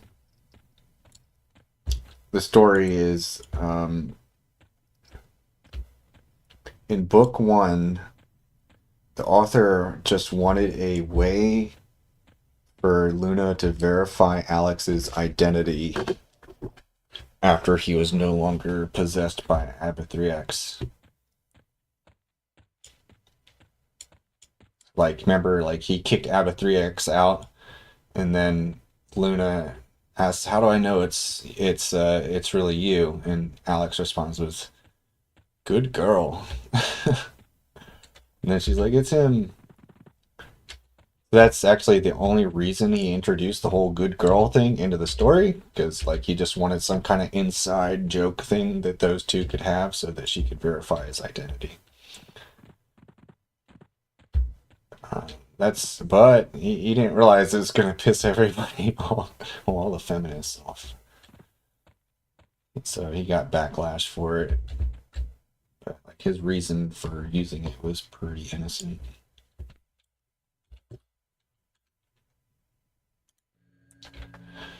Alright, we gotta do invisibility to undead, get past all the skeletons.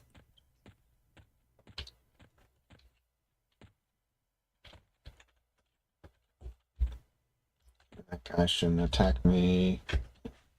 That guy shouldn't attack me. Here, it's elemental start, so here I can put regular invisibility on.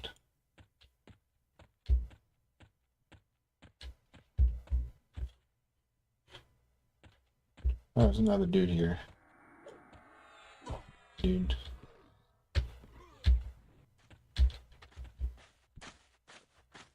This skeleton's gonna attack me.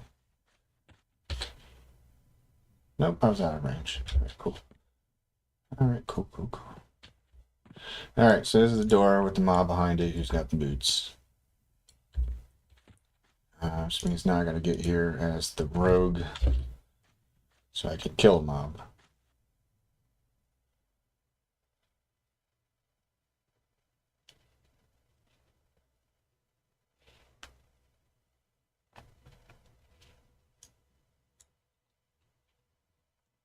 Everybody else who's done something annoying also has good, valid reasons for it. Like I said, you're going to find out why Anne is the way she is.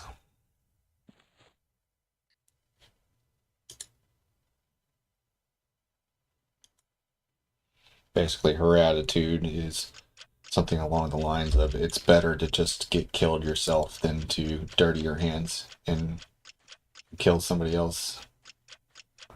She would rather die than cause someone else to die.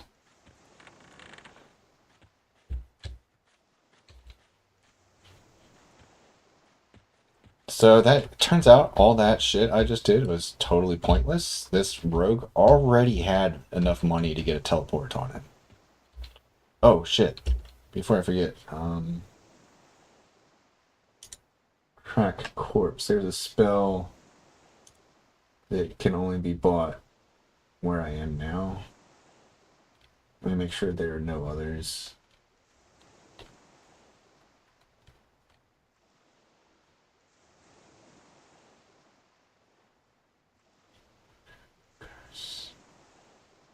Yeah, there's two. Vampiric Curse. Do I need Vampiric Curse though? Let me see.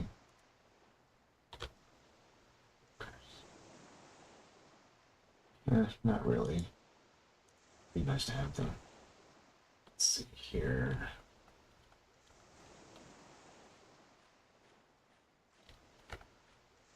Just going through all my spells. Malignant Dead can only be bought here. What does that do? Oh, it's really important. That's my level 39 pet.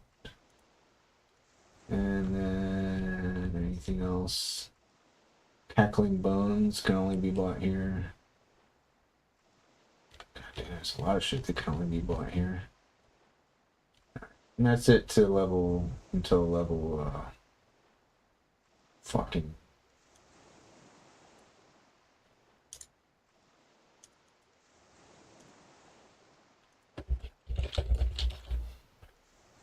some level. I don't know, some later level. Alright, so I gotta buy a lot of spells here. Hopefully I still have enough money left over. I didn't take the money out of the bank. That's fine, that's fine, that's fine. Alright, so first of all, we got Finlay. He's got a spell called Track Corpse.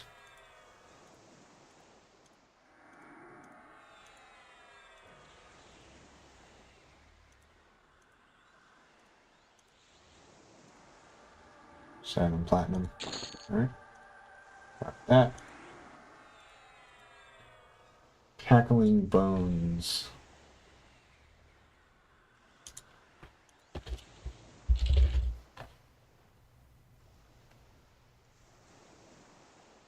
Let's start with Vampiric Curse. Do I really need this? I probably don't want this one.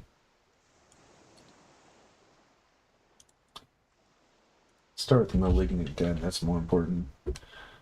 It's level 39 pet. Malignant Dead sold by Grumbar. Grumbar. Malignant Dead. Malignant Dead is 42 platinum. Oh my god. Alright, well, I guess I'm not buying all my spells. Fucking 42 platinum. I can't believe it.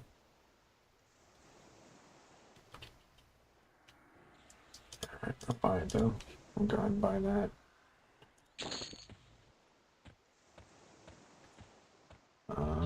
Say 6. Let's put these spells in the bank. Take the money out. And then, yeah, I guess at level 44, I'll have to come back here to get the rest of the spells.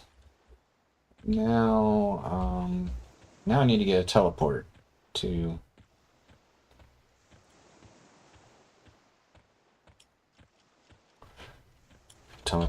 fucking where the boots are.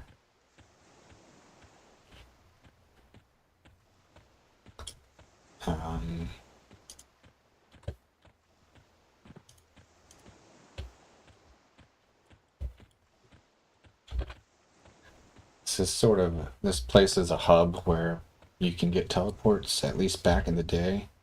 Might only be available.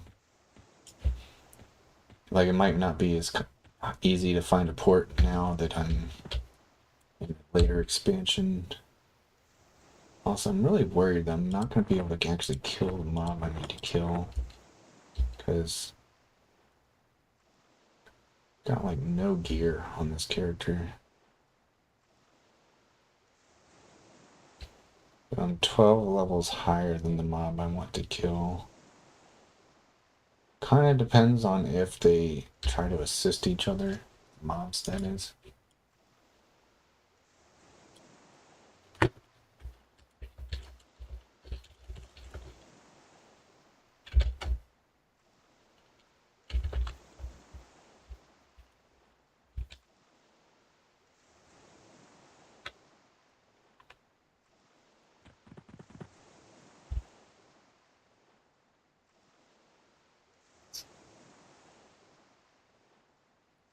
Be smart to gear this guy up a little bit before this mission. Like I can transfer gear from some of my other characters to make it safer.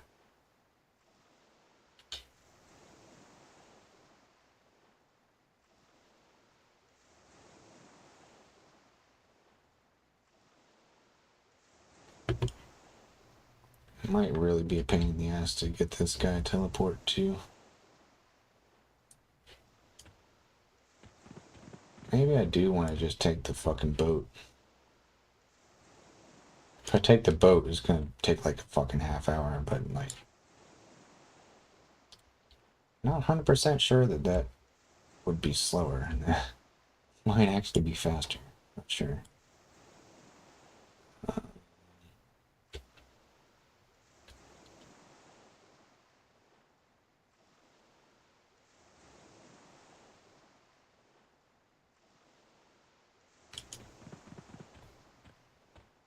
Really? Damn. Honestly, are worth that much. And I guess weights are usually about $1 per pound, so. What was it, 160 pounds?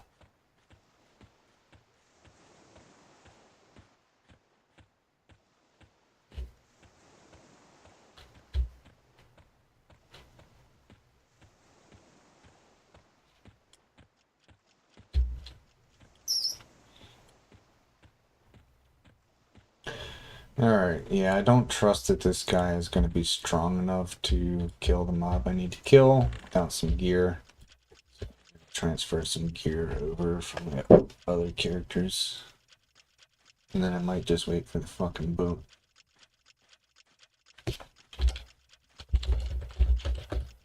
Oh, wait. I see other high-level people in the zone with boots drop, which means I could maybe just offer them money to kill.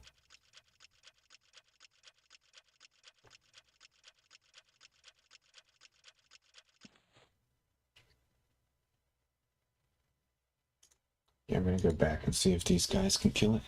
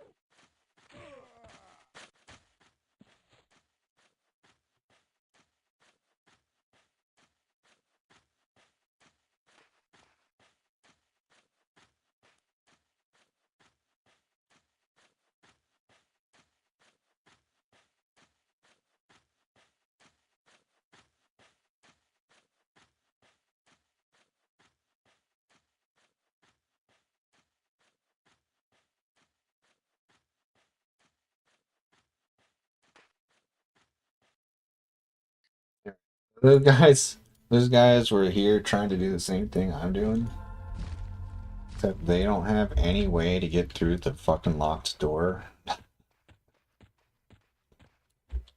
So now they need me.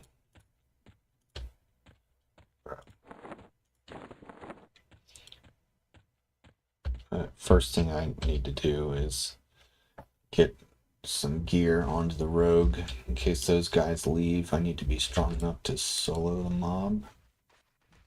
So he's gonna want this, this, and this might help too. What's that? Any good? Yeah, that'll help too.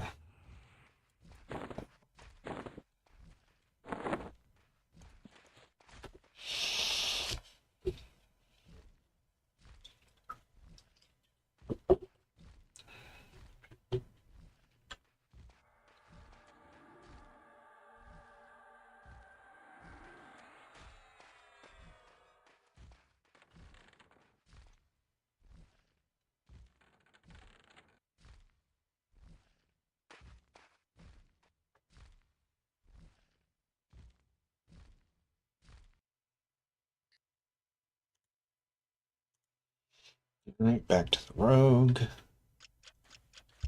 You can now get some decent gear from the bank.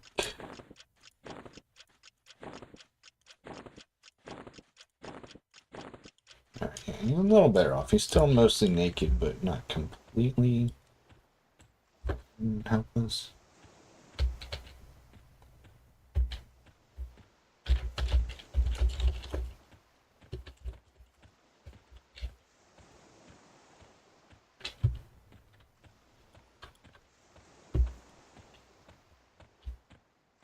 Oh, the boat's here.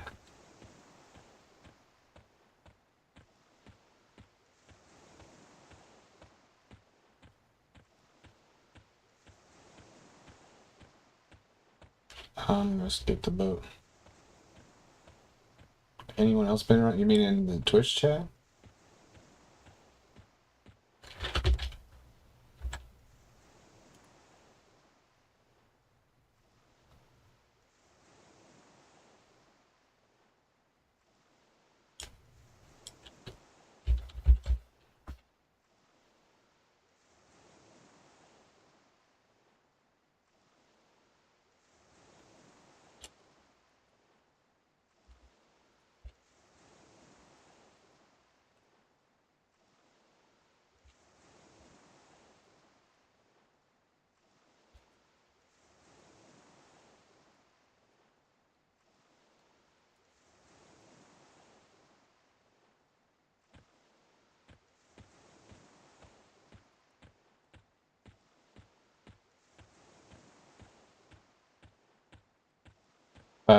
I talked to Levez a lot. He's from Europe.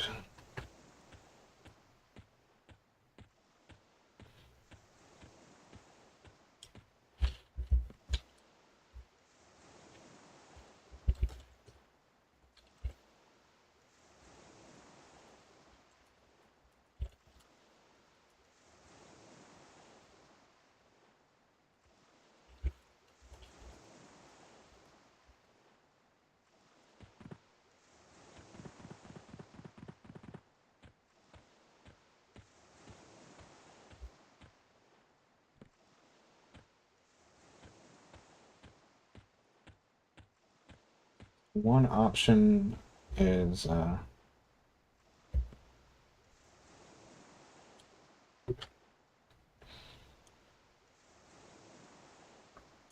sounds like these other guys do have a way to get into that room, actually. So I might not need to do this. He's even saying he doesn't want to charge me for his help.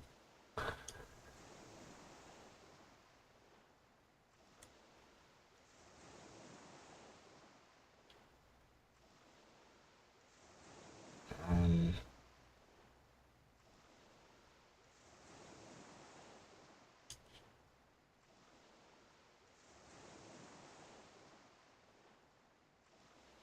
might be in my best interest to not even bother with trying to get this rogue over there now. Um,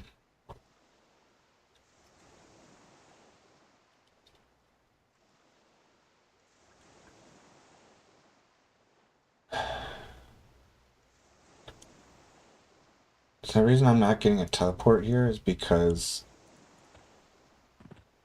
the spot I'm at is not that easy for teleporters to get to. In order to get here, you either need to walk really far out of your way, or you need to be over level 50 and have done a quest to get a special hammer that teleports you here. And most of the people who are in the business of doing teleports are not level 50 yet. So like that's why nobody's responding. One option is I could go to the next zone over, and that has like a spot that druids can go directly to, so I'd probably get a port very quickly there, but I'd have to run for like 10 minutes. So I don't know if it's worth it.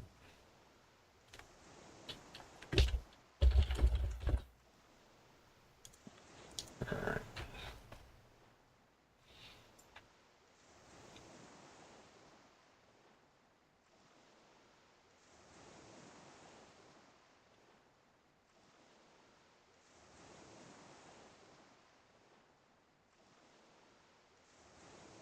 But yeah, Levez was here for a while. We talked a lot about physical therapy and shit because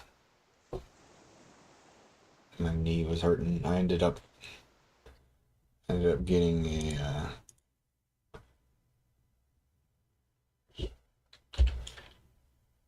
never ended up uh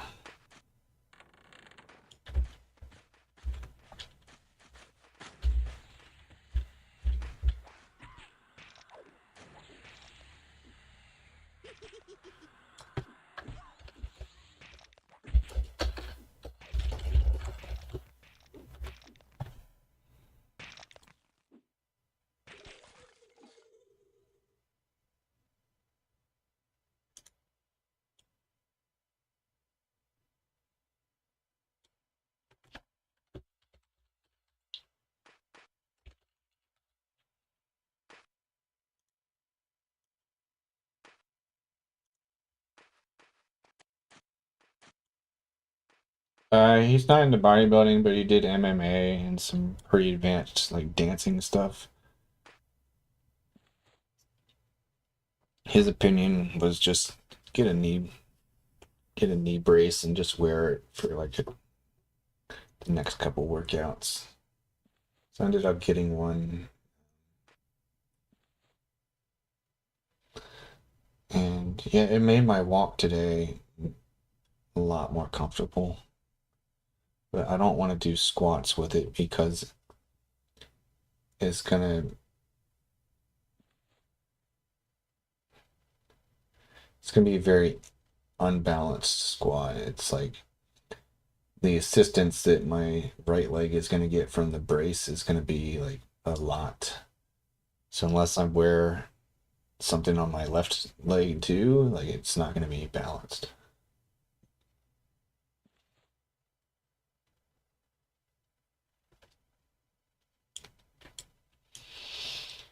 It hurt a little bit after a squat day, which was Wednesday, or no, Thursday.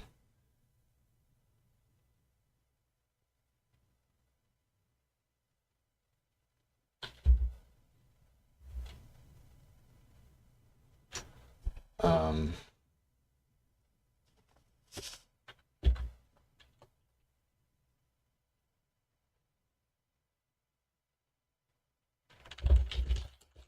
I try to make small talk to these guys. They do me a favor. I don't want to just be quiet.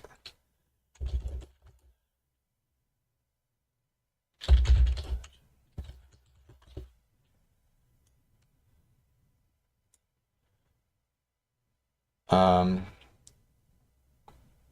yeah, there is some harm. Um, it's the sleeve is literally doing the job of the muscle I'm trying to train. So it's gonna like not really fucking. It's not gonna be good. I'm not gonna get as much quad stimulus, and it's gonna make it harder to get full range of motion out of it too. Yeah, I think it helps a lot, dude. Like it's pretty stiff. It's like resisting my ability to curl my leg quite a bit, but I don't know, under like heavy loads it might be fine.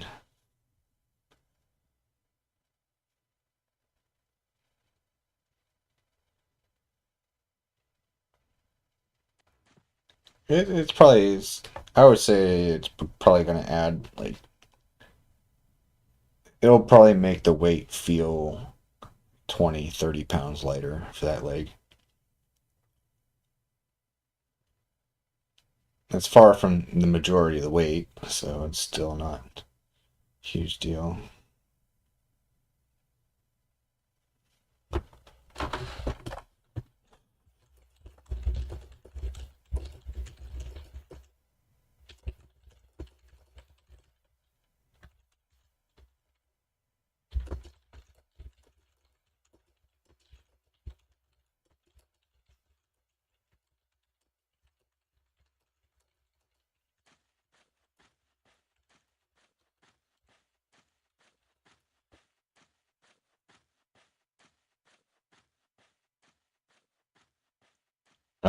Yeah, you'd be surprised. Look up, well, don't look it up. I'll just explain it to you. But yeah, there's something called squat suits and bench suits. These are like special, very like fucking, what's the word? Like, very like elastic suits that you wear that can allow people to squat like 300 pounds more than they normally could. Yeah, it's for competition. So when somebody says they can squat or bench a certain amount, you got to make sure that they're not talking about assisted lifts, unless you're into that kind of thing.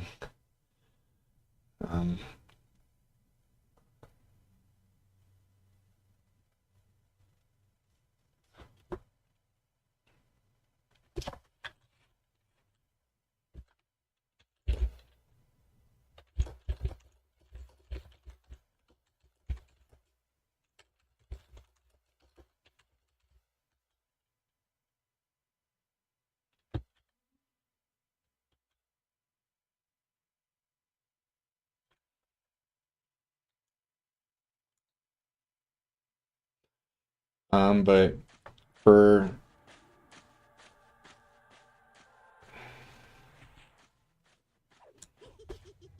dude, what the why is this showing up? Hold on.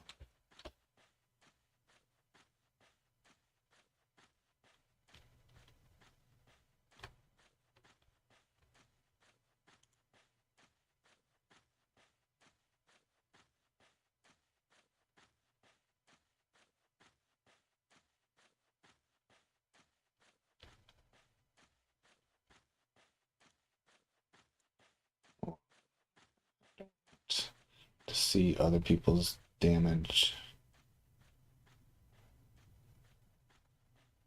What?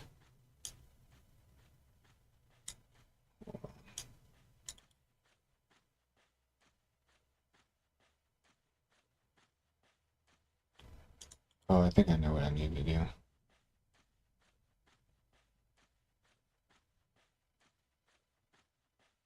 Or do I?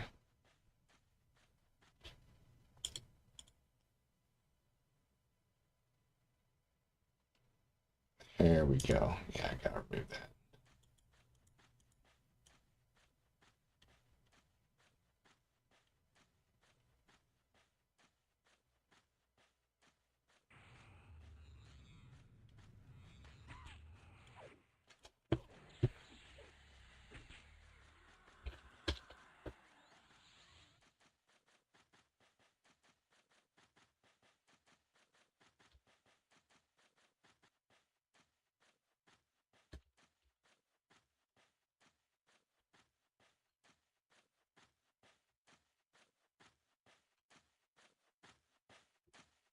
There, yeah, what just spawned here, this mob is a placeholder for the mob who drops the boots I want.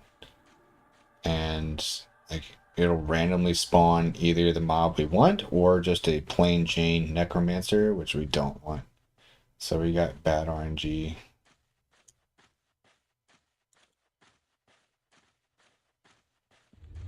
Dude, what the f... Why is this showing up?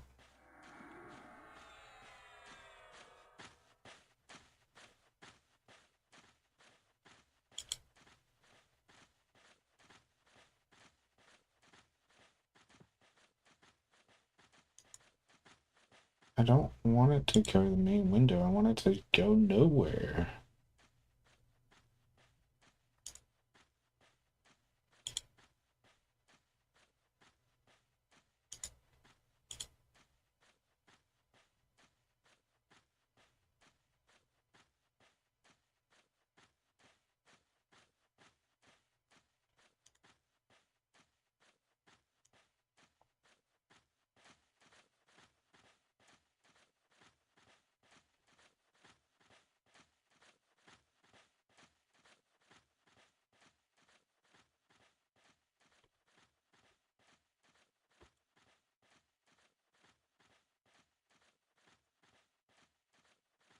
Yeah, I feel bad because I think, well, respawns depend on the mob in the zone. I think in this case, I think it's 6 minutes.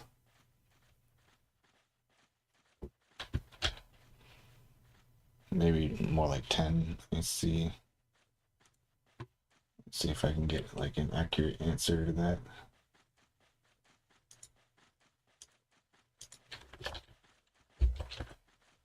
Why I feel bad? Because this guy is refusing payment. He's just sitting here wasting his time helping me out. Not getting anything out of it.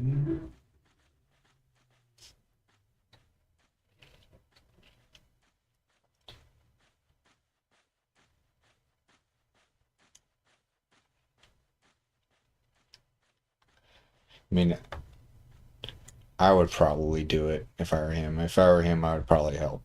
But you know, deep down, I would rather not have to help. You know, like once somebody's there who needs help, like I kind of feel obligated to do it. Like I'll feel guilty if I don't do it. But in a perfect world, there would just not be anybody who needs help. I see it.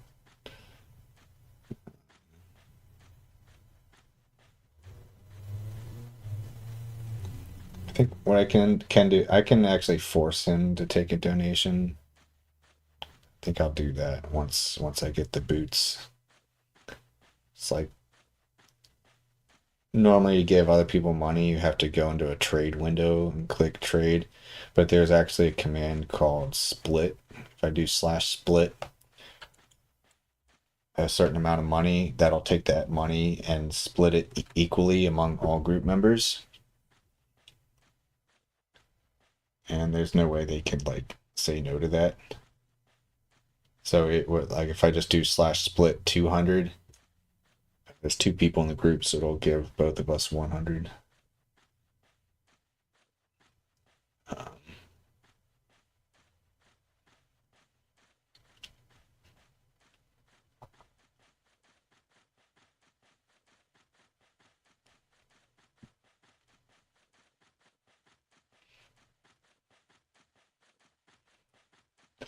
yes, you also gotta, yeah, you never know how much the money is even worth to somebody, especially with games like this. Like, if this guy is sitting on like fucking 10,000 platinum in his bank, he's gonna feel pretty differently about 100 platinum, donation compared to somebody who's got like 1,000 in the bank.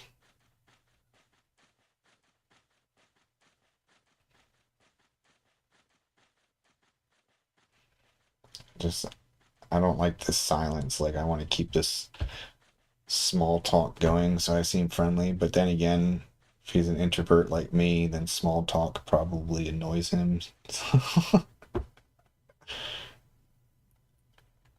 no right way to do it.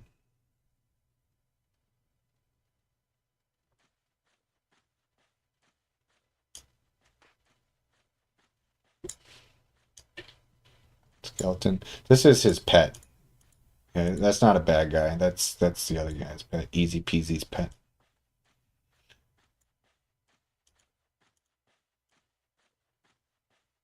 Yeah, he's another necromancer. He's a level 50 necromancer, so it's future me.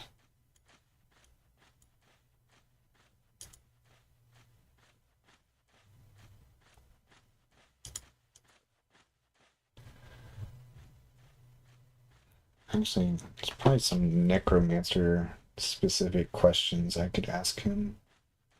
There was something I was wanting to ask about, but I think I already got the answer to it.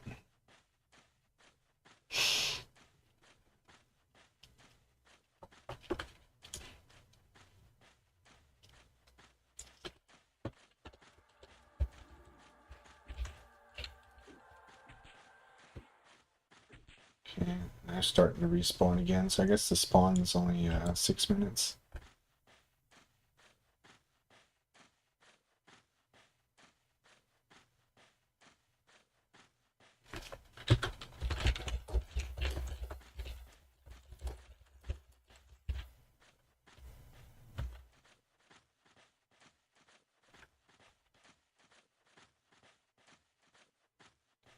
Yeah, this guy's saying there's only one more chance.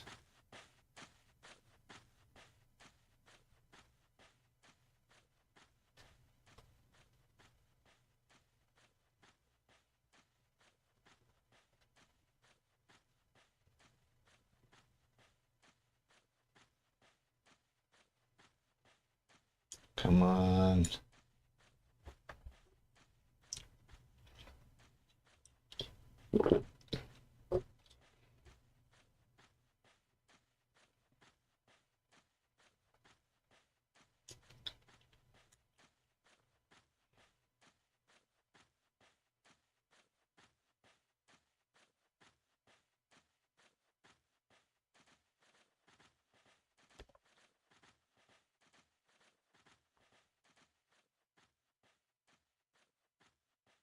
Oh, there she is. That's the mob we want.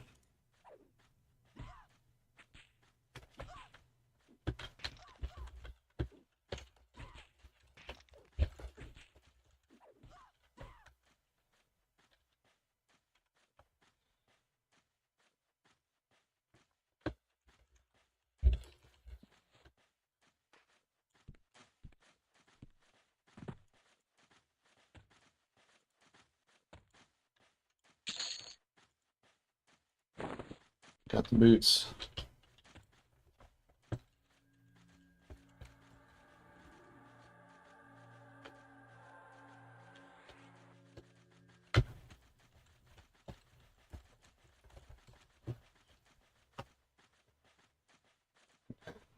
I got the boots, but he fucking... Oh, wait. Shit.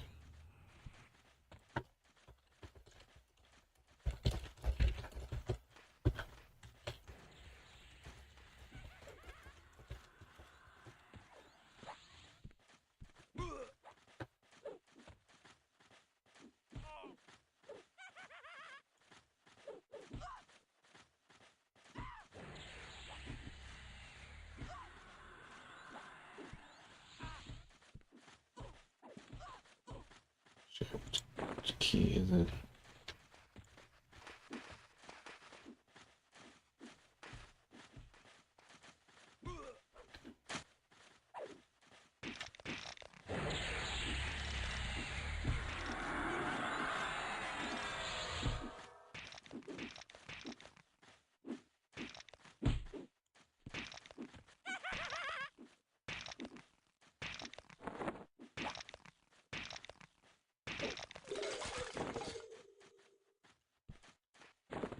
Key.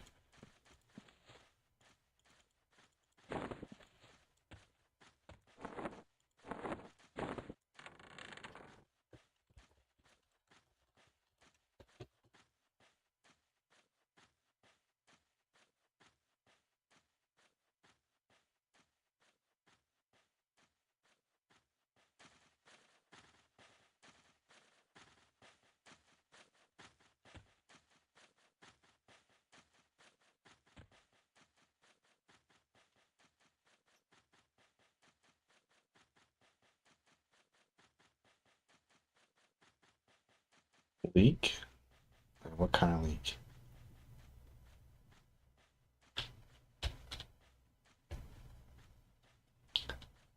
This other guy's not responding to me, so...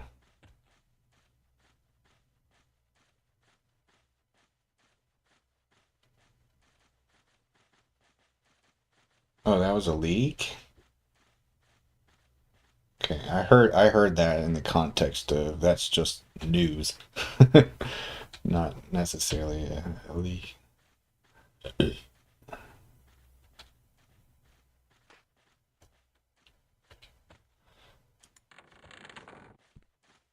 Alright, this guy is not coming outside, so I guess I'm gonna go.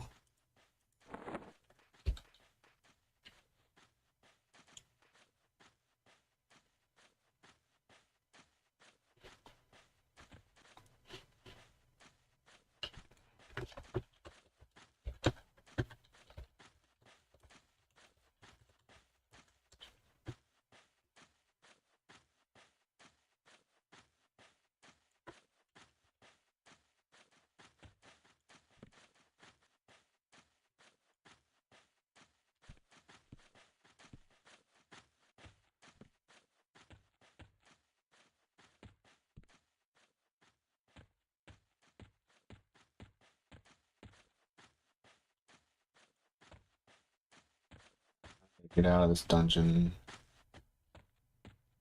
Get gotta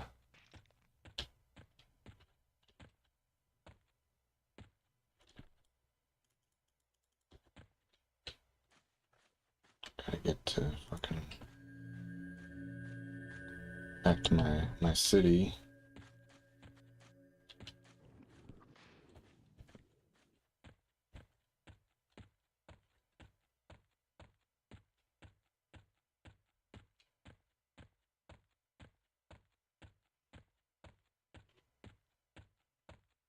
Yeah, I don't expect an OT remake to be any good, personally.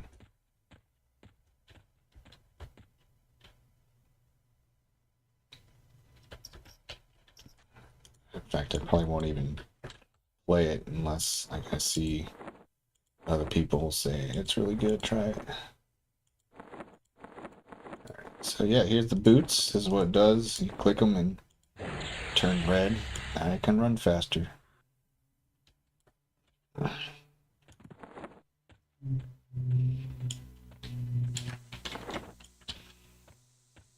Yeah, now I gotta head back to my starting city.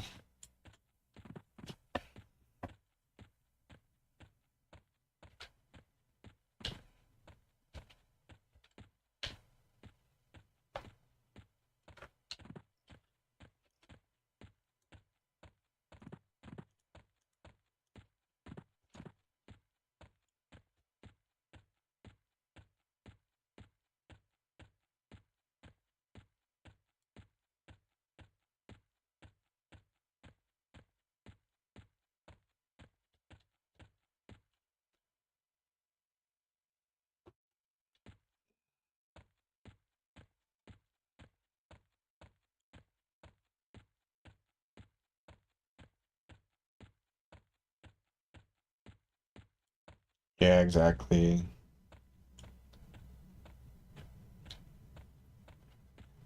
It's like same logic as to why like one of my least favorite people ever used to be a really good friend. That's why I dislike them so much.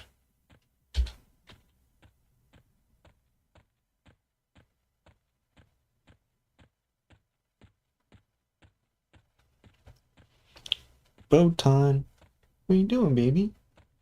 Hi. Good girl.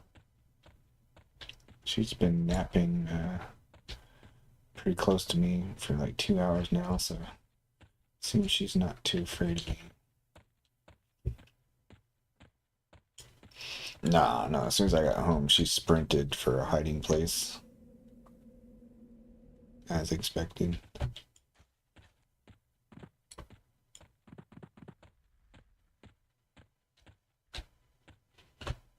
Alright.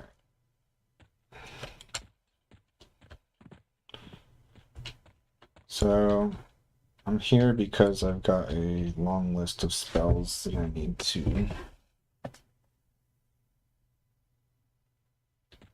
I've tried that before, dude. She just knows, and she's gonna get put in there for real, for real. She fucking. There's nothing you can do, basically, to make her relaxed.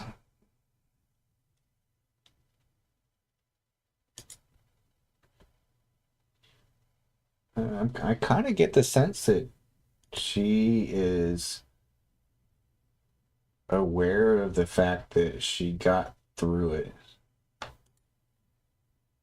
Like I think she knows that she thought she was gonna die, and then she came back just fine. I get that sense from her that just sort of being back home safely is the reward for her. All right, got a long list of spells I gotta get here. Just gotta start with the bank. I gotta do some bank shit.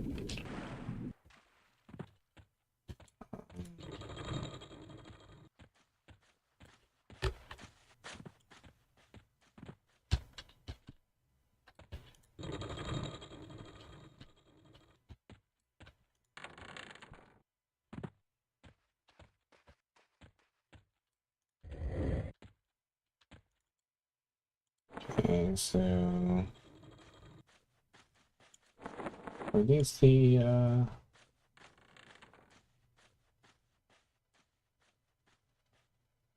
okay, I actually need these spells. These were the two that were mistakenly bought as duplicates. And put those in the bank, shift all of these up by one. I can put the thing there. These are no rent, right? Means they're gonna disappear. Alright.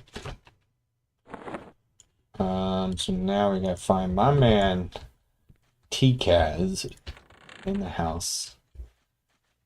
My favorite dark elf ever. Just like his name. There he is, T-Kaz H. Rugla. He's got a spell called Major Shielding that I want.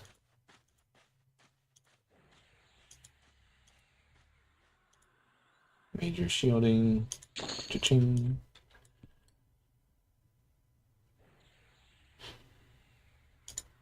Alright, next we gotta go to the Cleric Guild. As my. What the? Why did my phone just blinked for no reason? God damn it, I gotta pee, man. I make my protege. Hi, both times. Good girl. Good girl. No, you. Just give me the slow blink. Good girl, both times. You made it. You're so brave.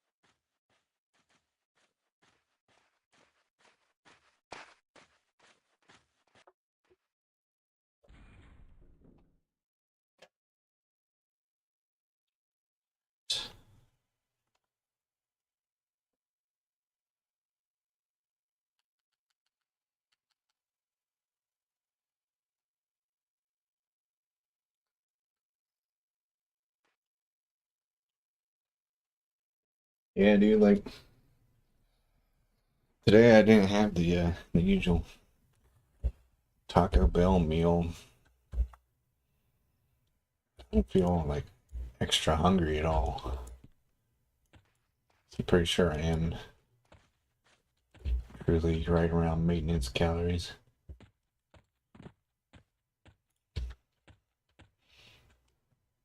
I don't feel hungry, no. I have no desire to eat any more food. It's weird because I only really have like 2 meals throughout the day. The rest is protein shakes.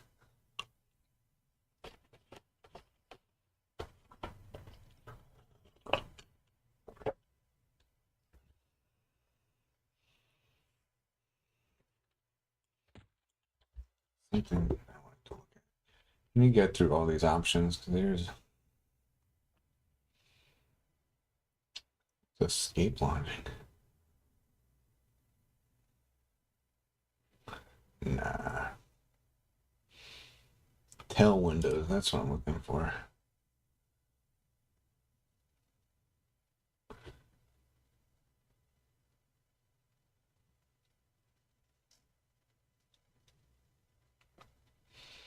Brown skeletons? Why would I want why are there brown and white skeletons, dude?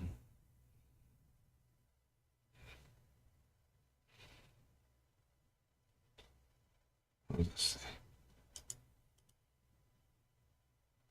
say? I just wanted to get tail windows turned on, that's all. Alright, so I need to talk to Zvilia. You know, Zvilia. Everyone knows a Zvilia. Common name, dude. Very common name.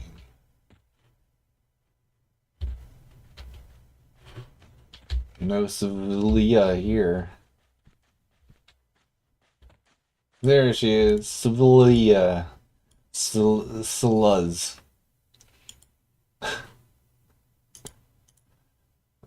Or Word of Shadow. Word of Shadow. Alright. The rest of the spells I need are in the actual Necromancer Guild.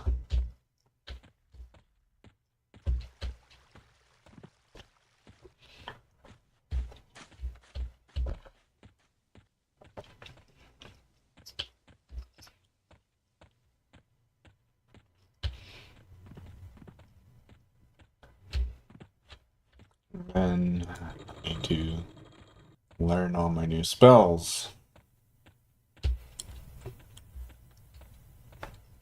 After that, that's when I gotta decide if I want to keep playing or stop for the night.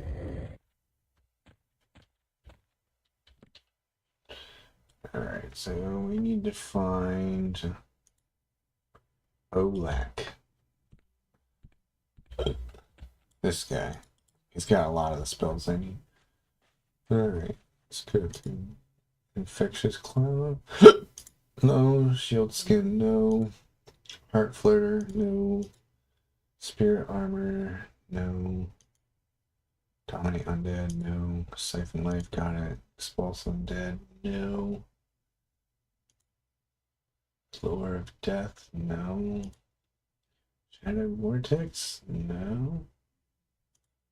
Shock of Poison, we want that. That's a good one. Resist Cold, we want that. Got it. Rest the Dead. Yeah, we want that. Rest the Dead. Leather Skin. No, don't want that. Shadow Compact. Yep, that's good.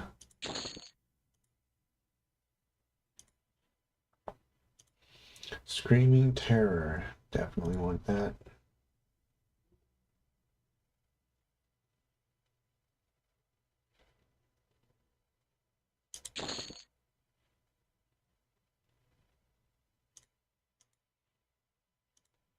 Scent of Dusk. Scent of Shadow we want.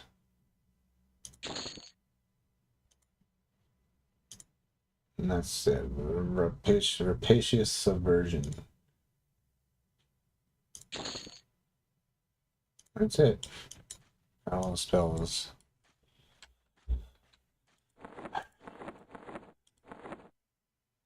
Let me organize these a bit. Well, actually, that's not need to worry about that.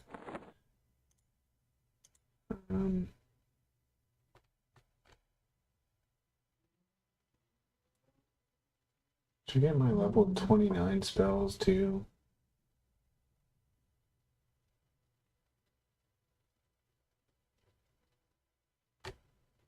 Kind of think I should get my level 29 spells while I'm here. Just to reduce the amount of teleporting back and forth I gotta do. Which means if I want to do that, I need to go ahead and learn all my level 20 spells. So I'll get started on that shit.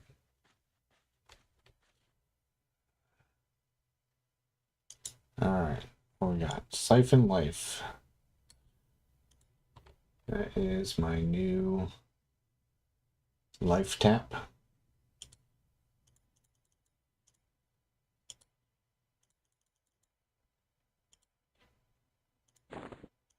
Siphon Life. This one's going to absorb 65 to 75 damage from the mob. It's pretty significant.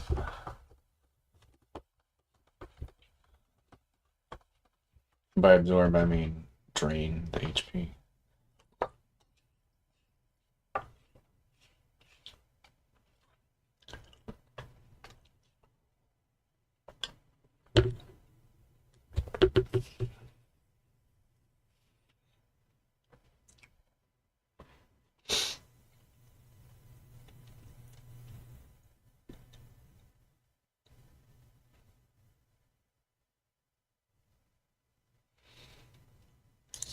Siphon Life.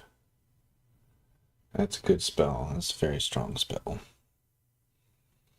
Alright, next we've got Expulse Undead, which is a direct damage to undead only, replacing Ward Undead. This will do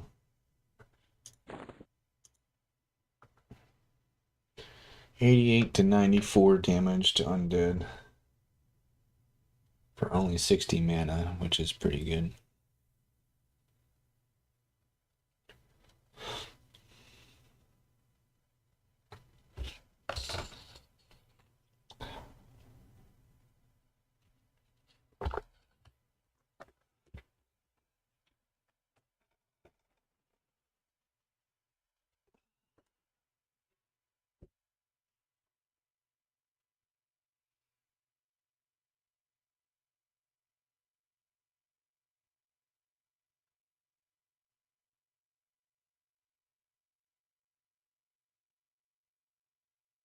Next we got Dominate Undead. That's good. That's the charm for undead. I probably never actually use that, but I think people who actually know what they're doing tend to use that.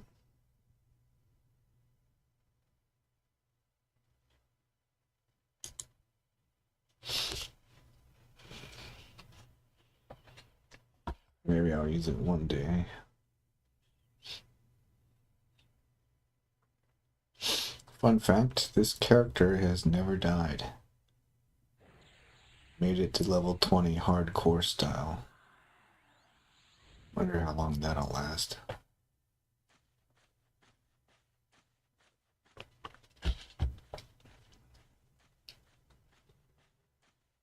Alright, next up is Allure of Death.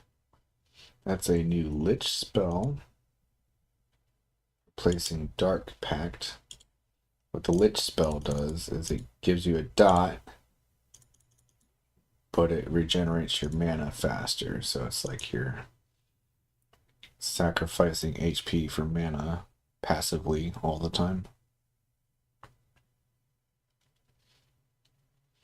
which is extremely powerful combined with this stick that I have. It gives me 15 HP regeneration, which means it I'll out heal the dot, which means I'm just getting mana faster the whole time when I'm using it. Hopefully this one actually lasts for a long time. The last version of this spell I got only lasted like 2 minutes.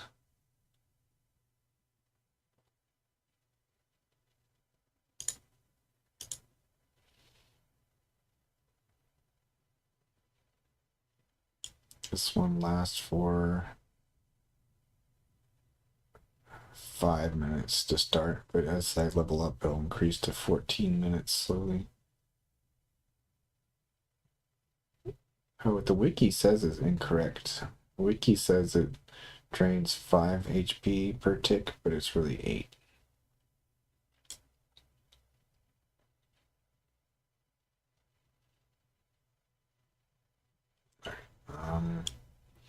Harm shield. That's a big deal.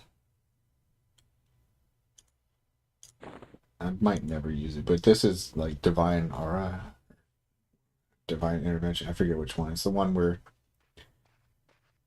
you're just invulnerable for 18 seconds. But you can only use it like once per 10 minutes or something like that. I want to use it, but there's like it doesn't really fit on my cast bar. Like I can only have 8 spells ready at any one time. I'm already like out of slots.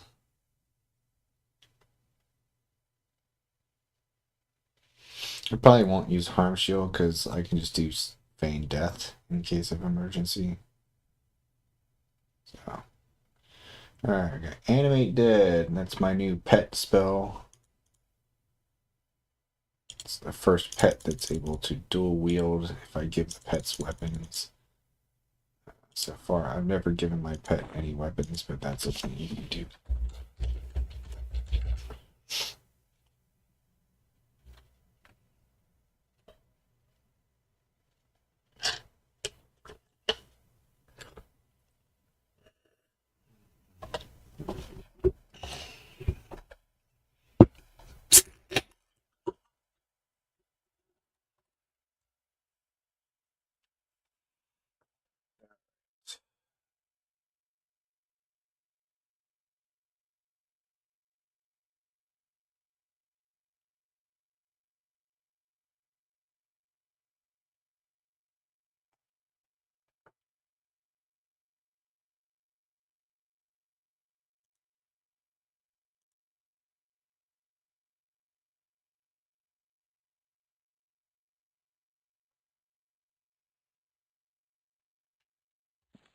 Okay, new pet incoming.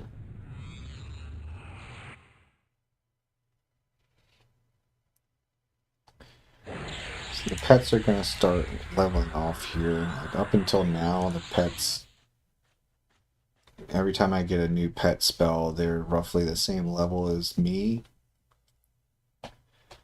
But starting like from here on out, they're going to be a couple levels lower than me.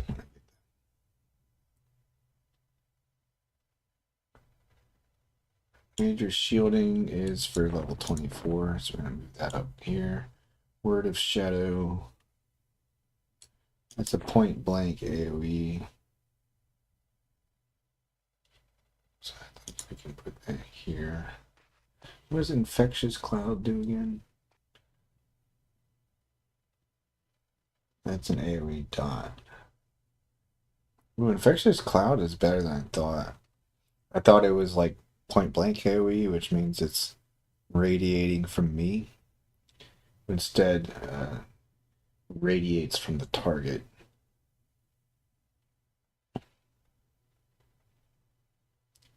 Pretty good deal for multiple targets.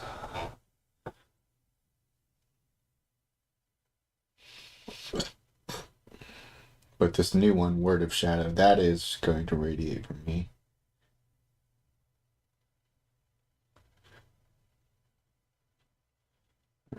Shock of Poison is not for level 24, or until level 24. That's level 24. Rest of the Dead is level 24. Shadow Compact I get now. What does that do? Oh, that's like a... Yeah, it's sacrifice my HP to give to somebody else, basically.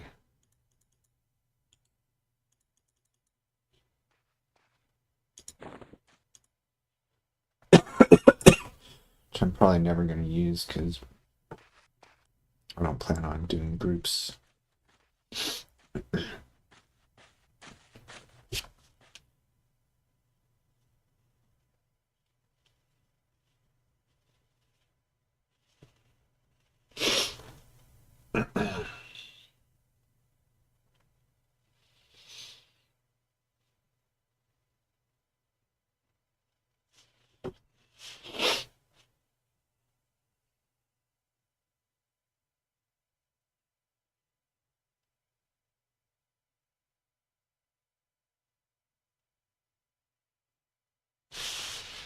Alright, next up, Screaming Terror. That's a level 24 spell.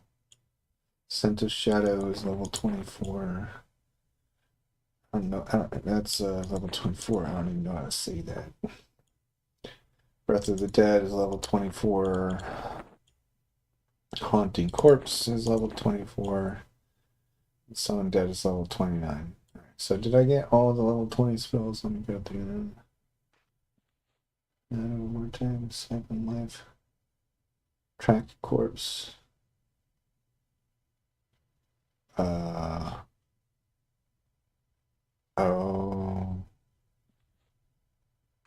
I never got the spells that one guy put in the bank.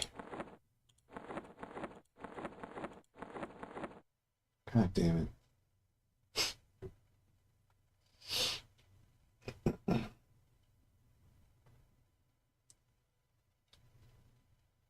Oh, wait, is that true? Let me check.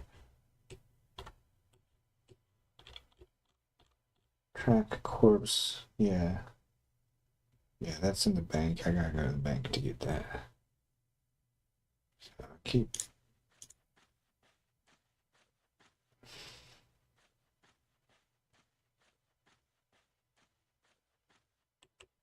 Alright. Now we go through all the level 24 spells, make sure I have all of them. Breath of the Dead, I remember. Haunting Corpse. Intensified Death is too expensive. I can't get it. Major Shielding I have. Rapacious Subvention I have. Resist Cold I have. Rest the Dead. Do I have Rest the Dead? I think so. Yeah, Rest the Dead. Scent of Shadow, I think I have. Scent of Shadow. Screaming Terror. Yep. Shadow Sight, I don't need. Shock of Poison. So I have all the level 24 spells already. So now I can work on level 29 spells. I've got Summon Dead already. It's my level 29 pet. So I need to get Boil Blood, Dismiss Undead, Dooming Darkness, Panic the Dead.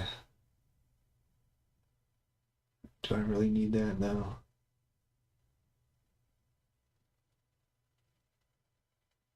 I don't think I really need that. Renew Bones, Spirit Tap, Vampiric Curse, Word of Spirit.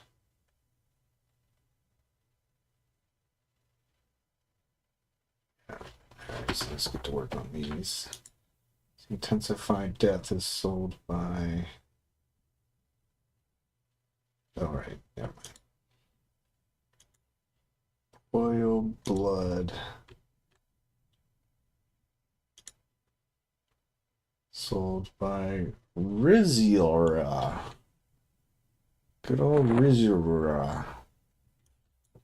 Where's the Riziora? There's Riziora. That's how you say it, Riziora? Riziora. Panic the Dead. That's the one where I said I don't think I need it.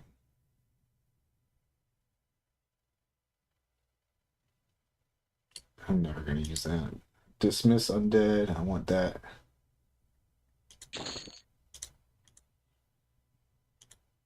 Boil Blood. Definitely want that. That's like very, very good dot.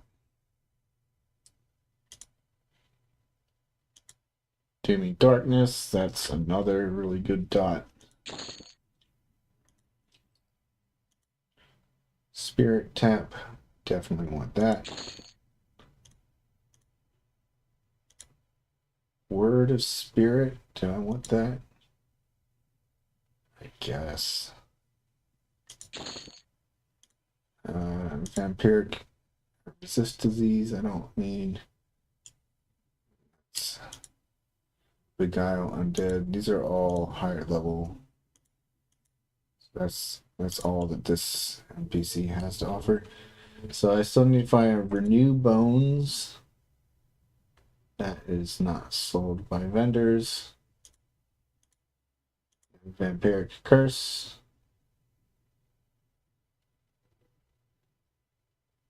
Yeah, that's one of the ones that I could have bought that outpost where the rogue was, but I opted not to. Alright, so we're done here.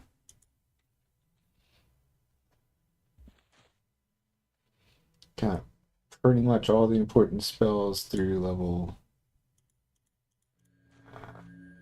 29.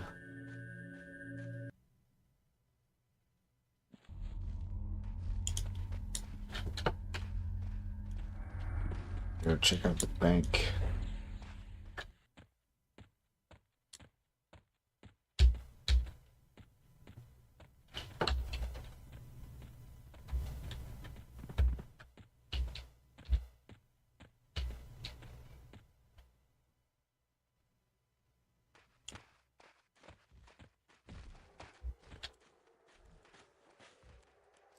Track corpse. Malignant dead. It's gonna go way the back here. What's that?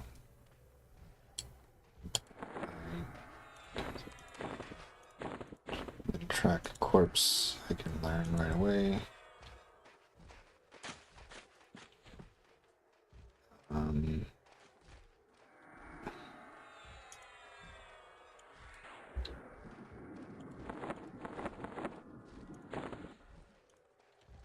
Track corpse is for when you die, you can cast it and it'll keep pointing you in the direction of where you died.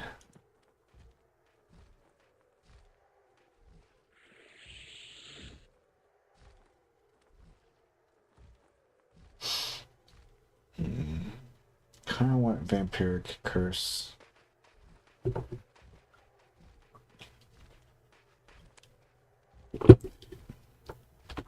But at this point, I don't have enough money to just go buy whatever I want. Gotta start picking and choosing.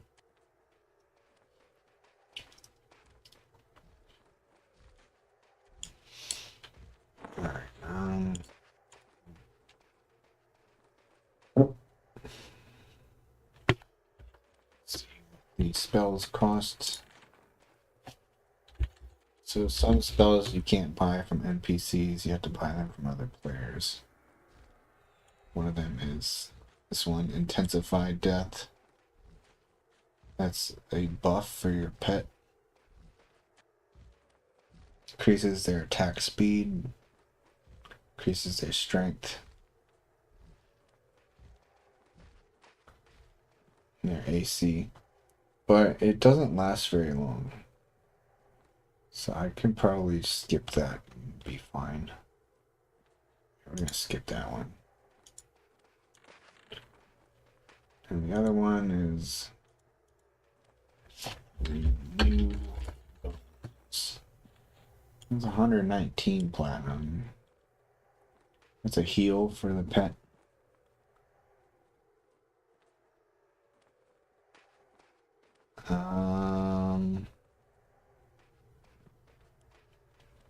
I don't think I will ever actually use that. So I'm gonna skip that one too. But I do want to get Vampiric Curse. Just sold where that rogue was hanging out. I'm glad he didn't end up teleporting anywhere.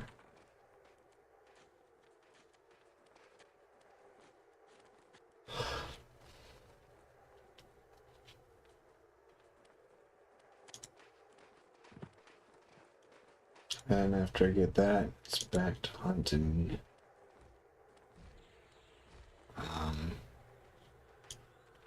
Level 20. It's just about time to go to another zone.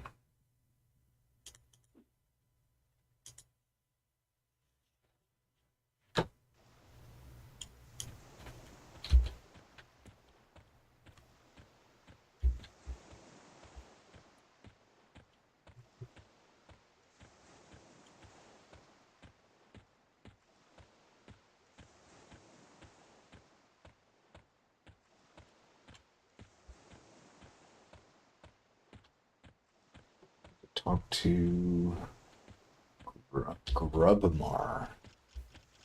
How do they come up with these names, dude?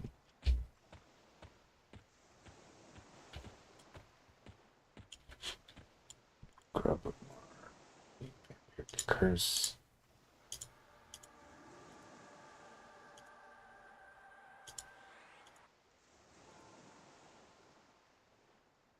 Okay. Alright.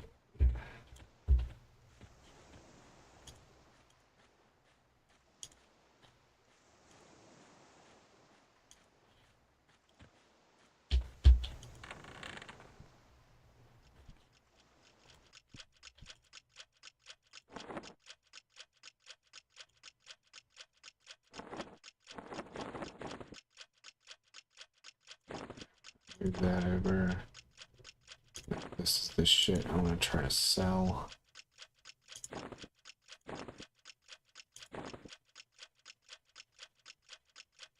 I'll keep those.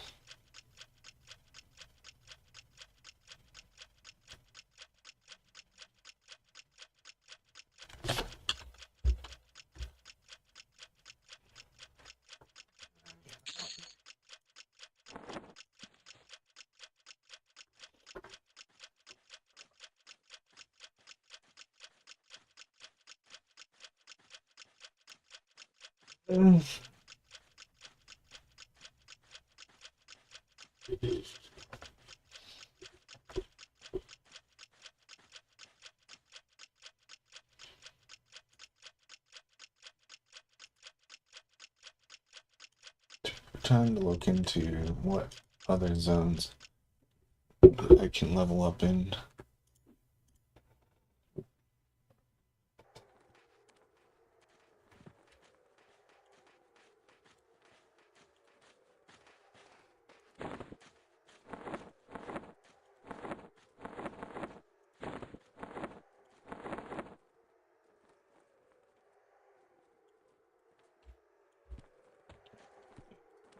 Search Missed More. I can go to there. It's 1.2.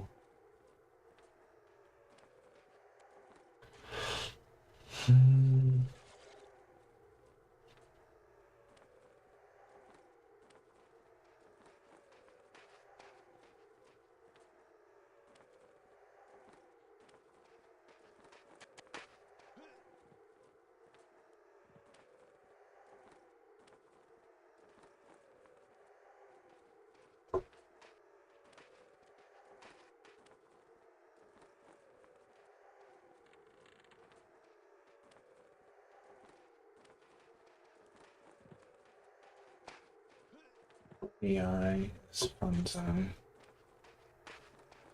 Go there. I really like Runny Eye.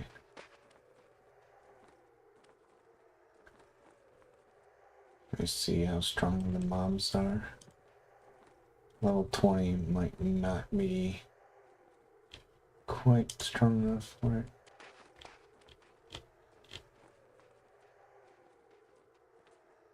Yeah, well, I'm about the right level for that area.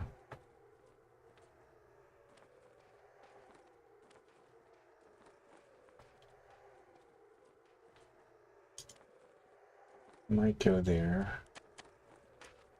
It's 1.2 experience modifier.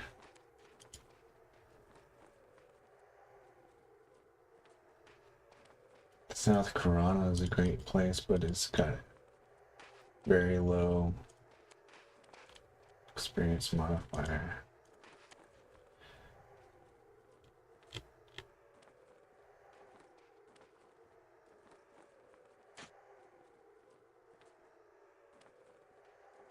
Yeah, I'm not going to South Corona.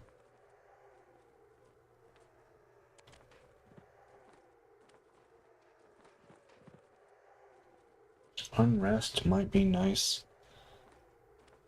My level is 20. I assume that's what you're asking. You mean where? Where am I going to level up? That's what I'm trying to figure out. Runny Eye is my... Where does... Oh, where does it say? I just see it. You gotta go in the menu. Yeah, it's in the menu.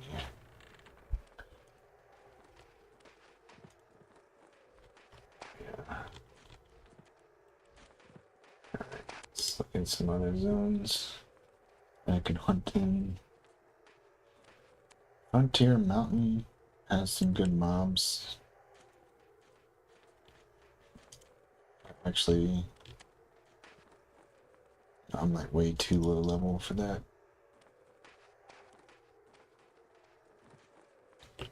Lake of El Elman is a good zone, just got a bad experience modifier.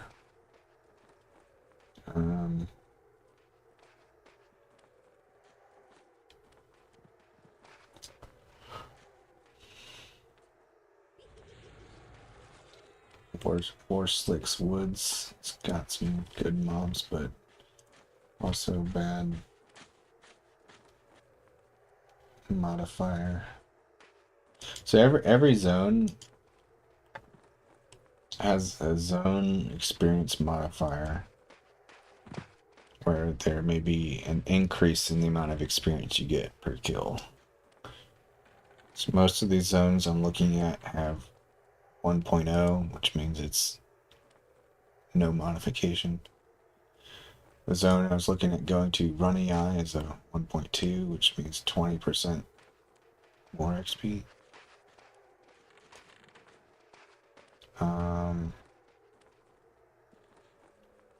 Definitely too low for anywhere in Valios.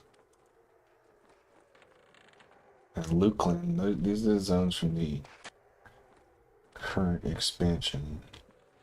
These are the most exciting zones because I don't know them, so it's like full of surprises.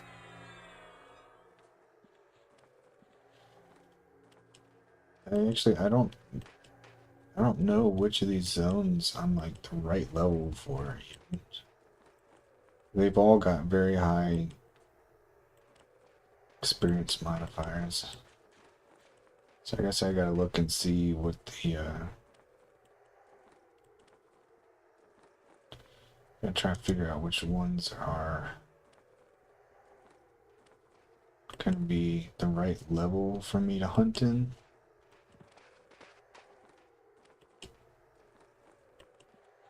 That cave I was in before, Paladal Caverns, is experience modifier of 1.45, which is the highest it can get to. So if I can still level up there, that's going to be the best place to do it.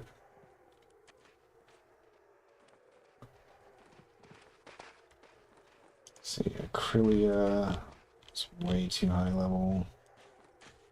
Akiva Ruins, way too high level.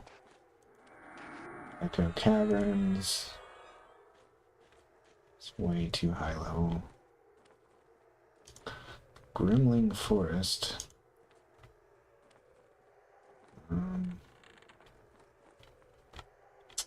Too high level. Grieg's End. Too high level. Hollow Shade more.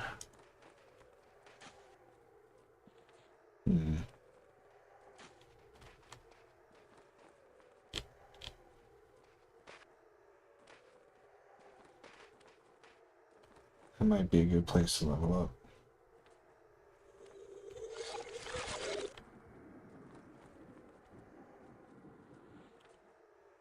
This thing's called owlbears.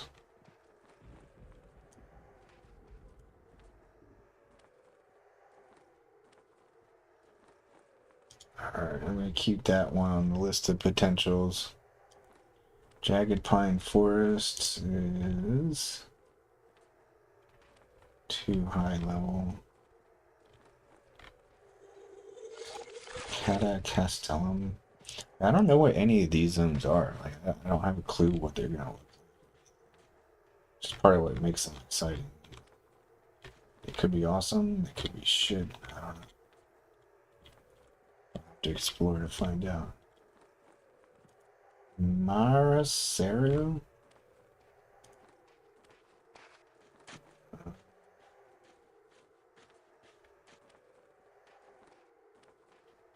Doesn't look very good. Mons Latalis? I know Mons stands for moon, so that's cool. That's too high level for me, though. Nethurbian Lair.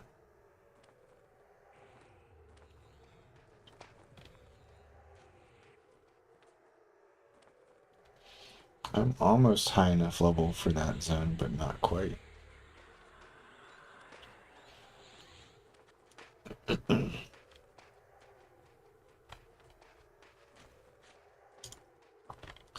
Sanctus Saru, that's a city.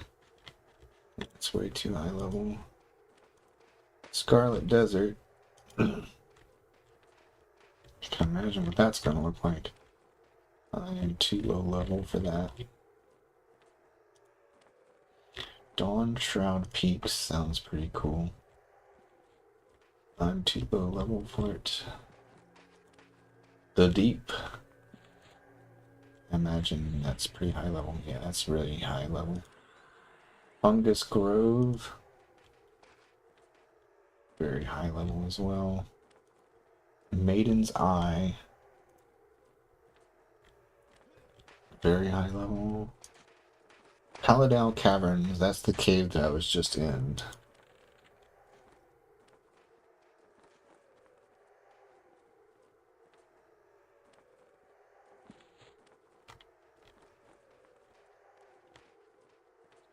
Probably the smartest place to continue leveling up.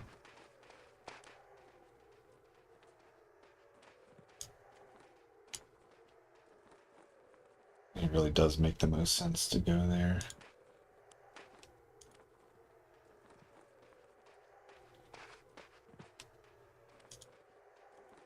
Tenebrous Mountains. Too high. Umbral Plains. Way too high. Shit, that's like insanely high level.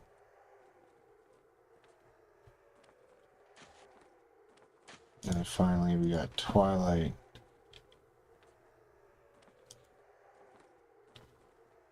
Marasaru.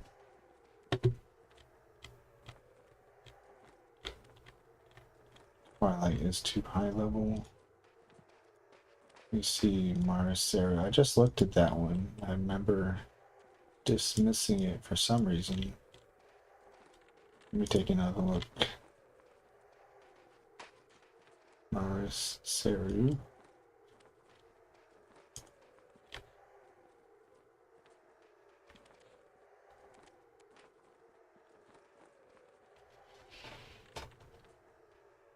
Yeah, it might be good when I'm more like 25. Or I guess, yeah, I could try 22. I see mobs that are like 17 to 21 that I could hunt, but there's similar mobs with similar names that are like 25, 26. Which means if they're all clumped together, they're all clumped together, then it'd be hard to avoid the ones that are currently too strong.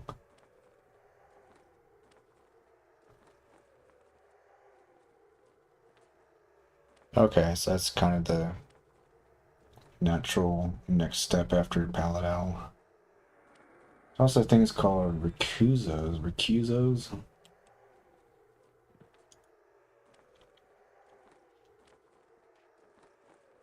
Where even is this zone? I need to look at the Looklands or any connection map. I don't know my way around this expansion at all. Mara Seru. Okay, so I'd go from Nexus to Netherbian Lair and then to Mara Seru. I think Netherbian Lair, is that the one that's just like a straight line through it? Take a look at the map.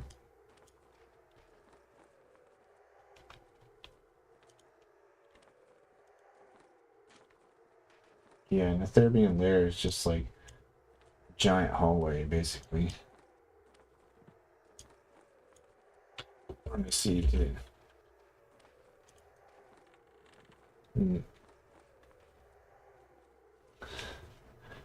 Okay.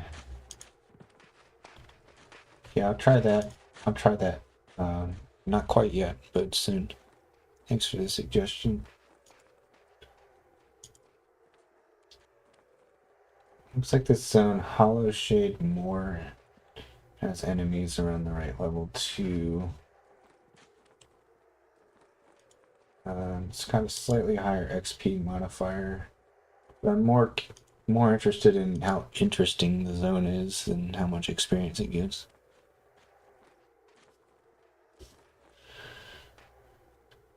Where's Hollow Shade?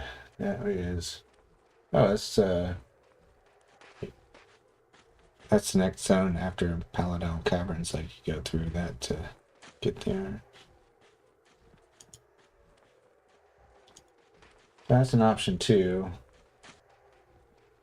I don't know how convenient it would be to get the mobs that I actually want there.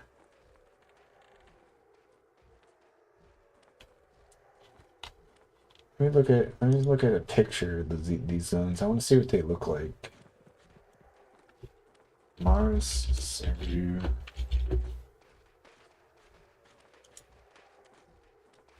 All I see is maps. Wow, there's literally no pictures of what this place looks like on Google. Wait. Oh, there's one. Looks kind of like the gray. It's like a gray kind of desert looking place. At least from this one picture.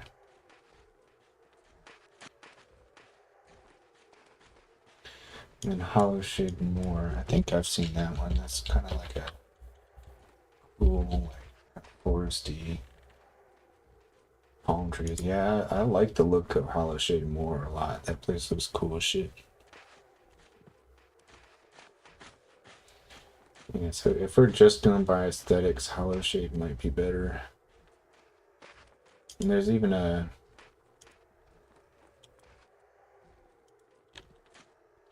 good guide for it. Like, check this out. Tells you like where to go at what level. So if I exit Paladal Caverns, it says that's a good area for level 15 to 20 already. So maybe I go straight there, dude. I'm interested in that one. I think I'm gonna try it.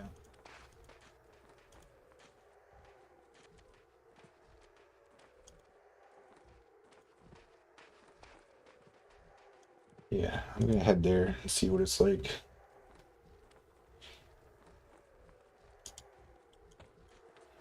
Hey, mass group buffs coming.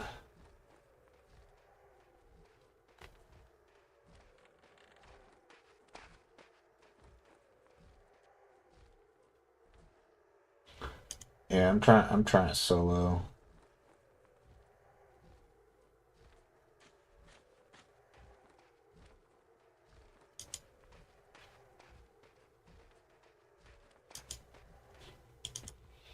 I don't really know how to group as a necromancer, to be honest. Like, I'm not sure what I'm supposed to be doing. There's only one way to learn, right?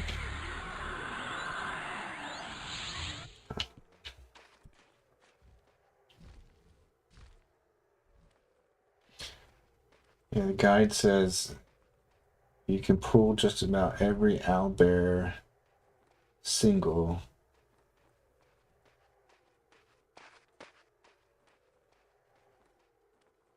And it even says this zone will also be rather antisocial compared to other locations for this level range.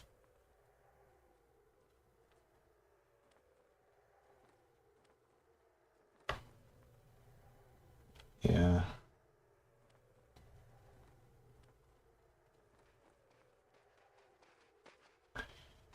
I won't have to worry about life tapping things because I've got the fungus stick.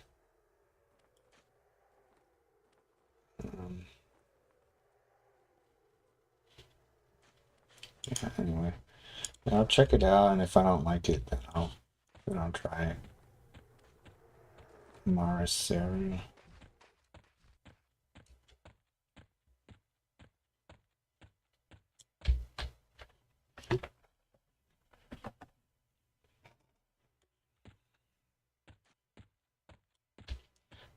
Really wish they were doing a massive group buff though. I got nothing right now. Actually, I still got an hour of, how do you say, agalism.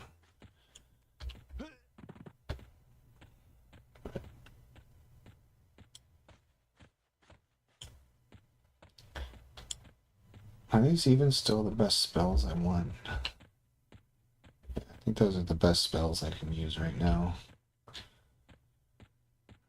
Grimara, Shogi. Yeah. So let's replace this with there's a lot of stuff I can replace it with.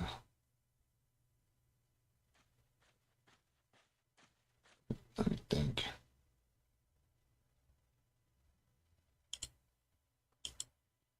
I want to have fear available.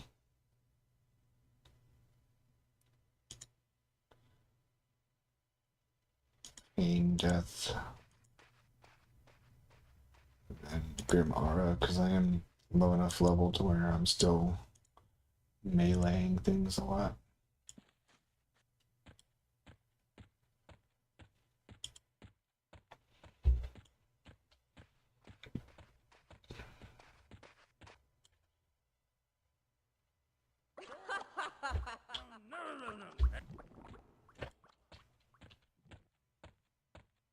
Okay, hopefully it's not dangerous getting there. I don't know what's inside these tunnels. But I figure I'll fight my way there. Anything that's light blue or blue, I'll just kill it along the way. So let's put on. Why is this fizzling, dude? I spent like an hour training my spell skills today, and I'm still fizzling.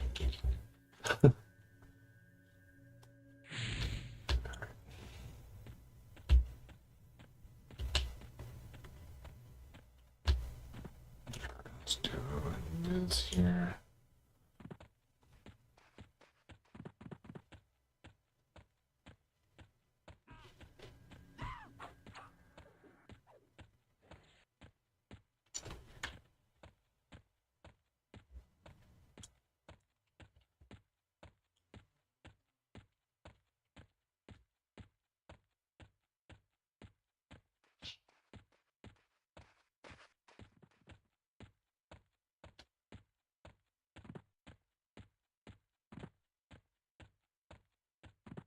Feels so much safer now that I'm level 20 and can insta cast what do you call it? Gather shadows. Yeah.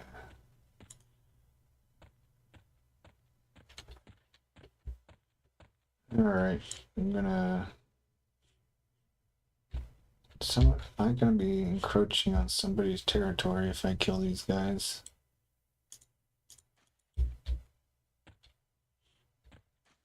Nah, I think these are safe to kill as far as not stealing people's mobs.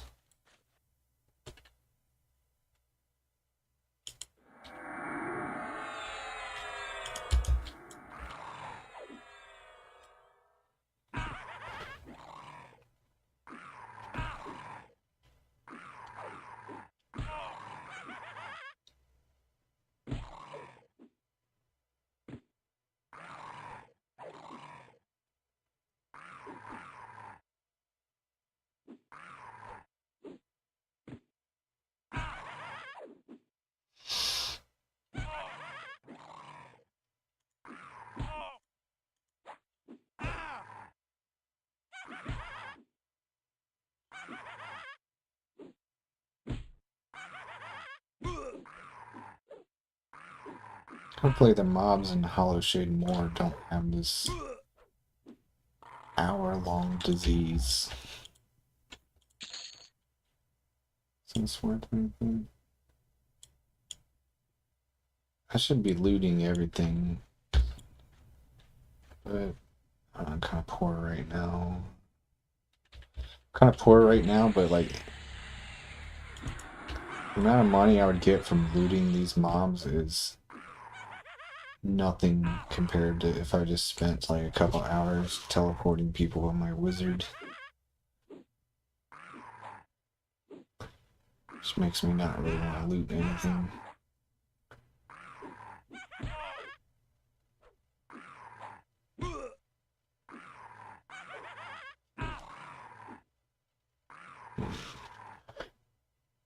I'm used to having clarity. I should probably use my lich spell.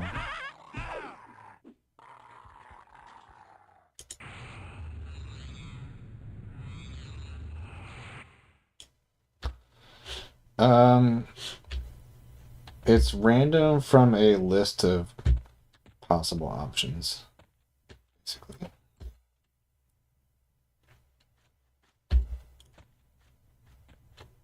Like, you'll get the name kebab like every 10 pets you go through, basically.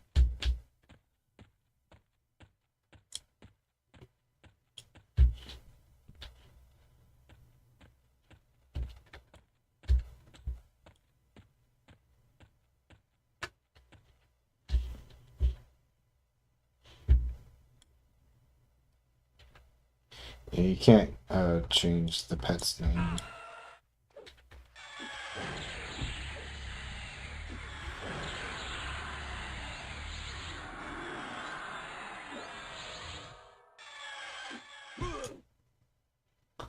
Oh, I'm missing nameplates.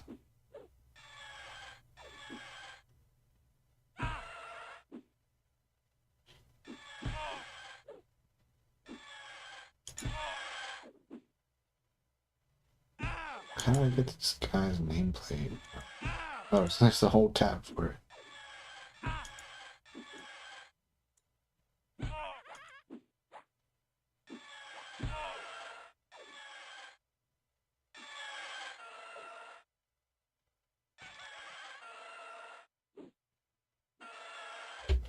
Dude, my stupid pet is taunting, which is annoying because I don't want my pet to taunt, but every time I zone, it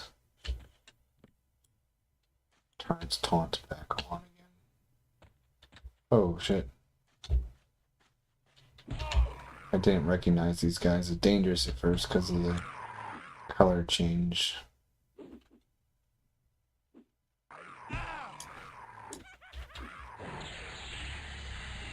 For some reason I saw blue text and I thought, oh, those are other players.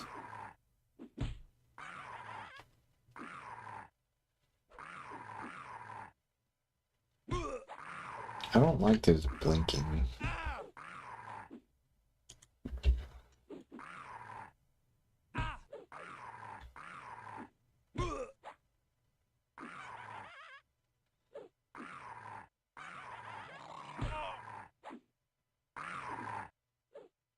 Her Void Walker's name was...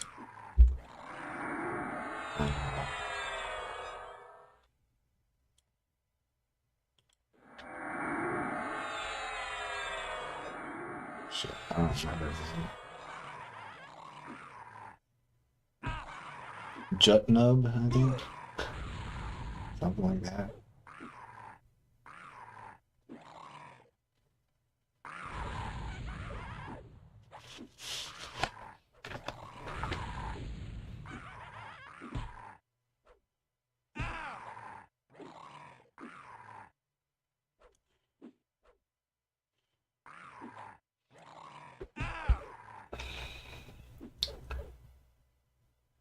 Yeah, I'm gonna be running out of mana pretty fast without getting that buff. It lasts 4 hours, so I gotta keep an eye on the chat for people casting the buff. They last did it when I was trying to get those boots.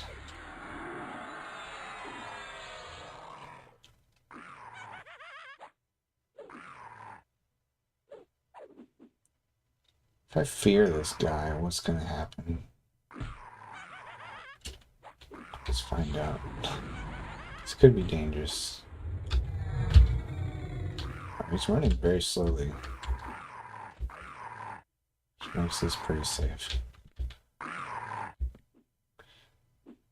How much does mana does fear cost? 40 mana to fear, dude. That's pretty brutal. How long does it last? 3 ticks, 18 seconds. That's not a very good deal. But once mobs get strong enough that I can't regenerate through their damage, that might be kind of the only way to fight them.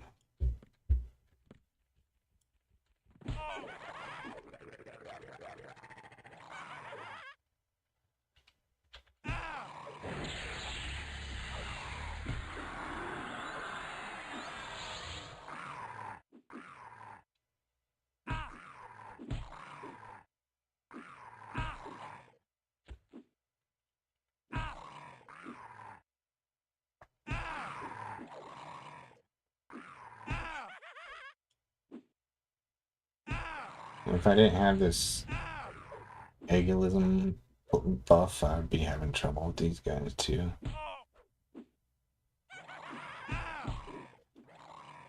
So clearly, it like triples my HP.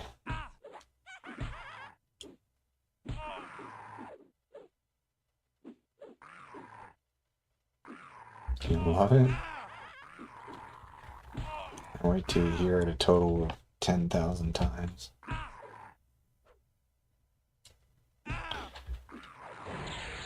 I'm still grinding this character 2 months from now. That skeleton's still gonna be doing that same laugh.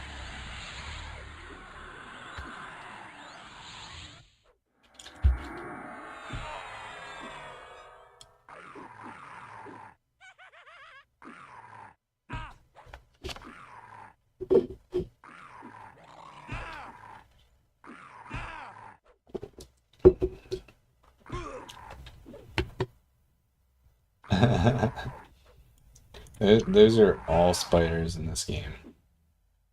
And at some point, I'm definitely going to be fighting some spiders on this character, so get ready.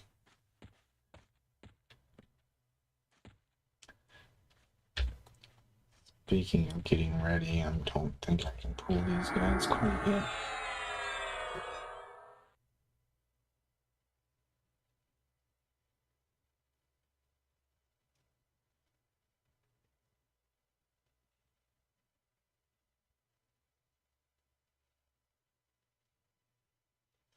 This is when things are going to start slowing down a lot, especially if I don't get buffs before I go.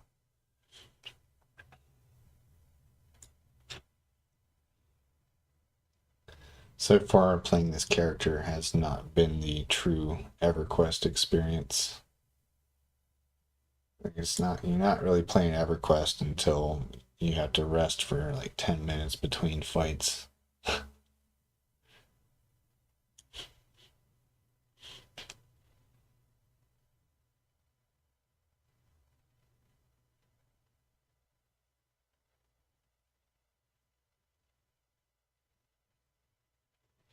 I get what's going on. It's seeming like my HP is not regenerating because I've got the Allure of Death on, which drains 8 HP every 6 seconds.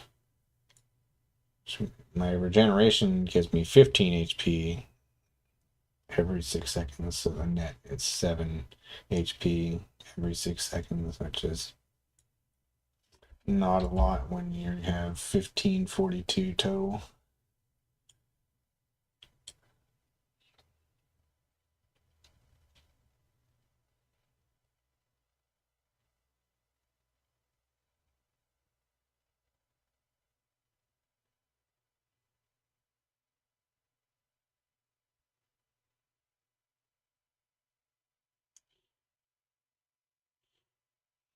I can't believe I successfully got Botan to the vet today.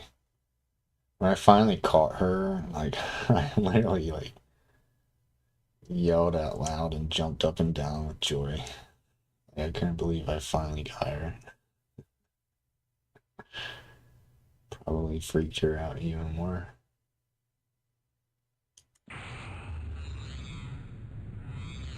Basically, I was acting like I just won a boxing match or something.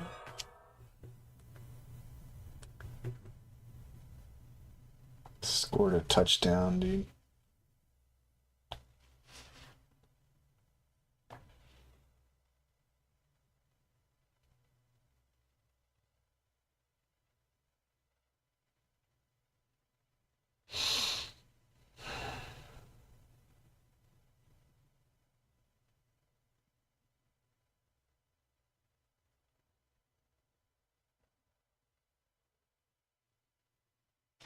Alright, let's pull this group. Well, I got a long ways to go to my destination here.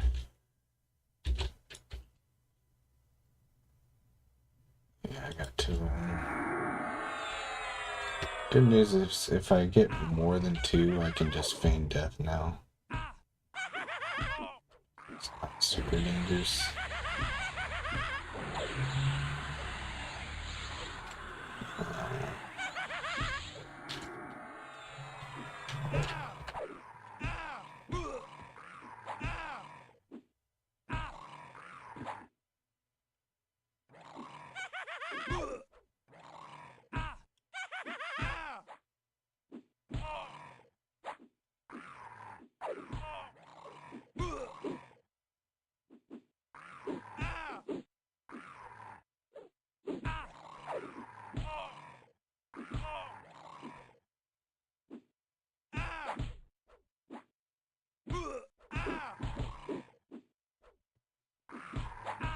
Oh shit.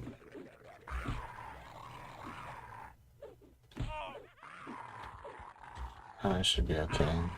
One of them is already half dead. I'm gonna start trying to life tap them though. Come on.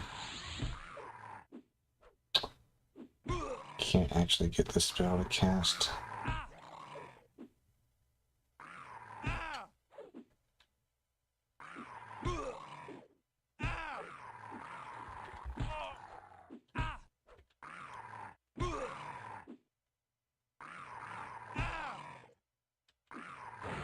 Oh my god, there's a fucking 4th one, dude.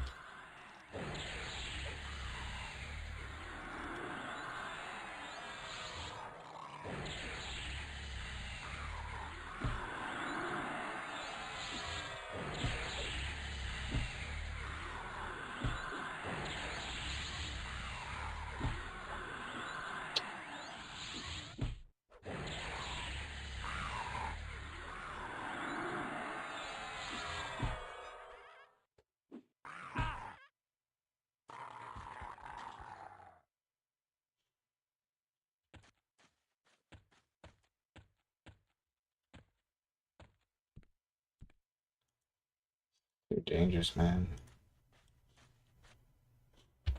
Not ready for another one. How much mana does Feign Death cost? 60? So yeah, I gotta make sure I don't get too low on mana to Feign Death.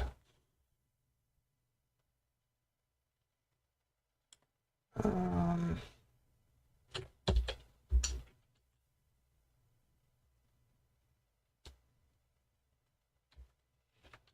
I'm gonna go ahead and invis myself all the way, the rest of the way to that zone I was heading towards.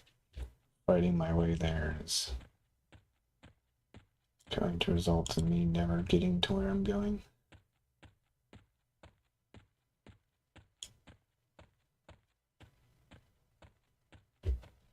I don't know, though, like, I might as well just stay in this zone, dude.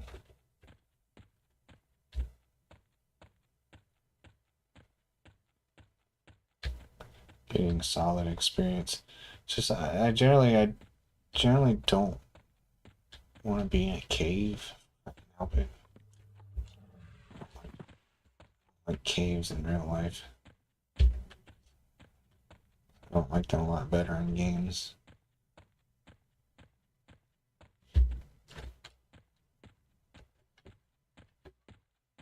Caves are boring.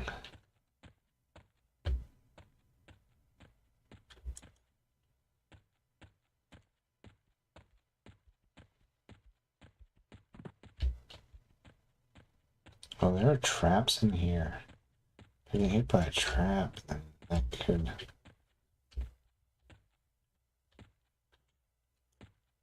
Okay, these guys are weaker. Yeah, walking on a trap would remove my invisibility. Sorry, I'm at the end of the zone now.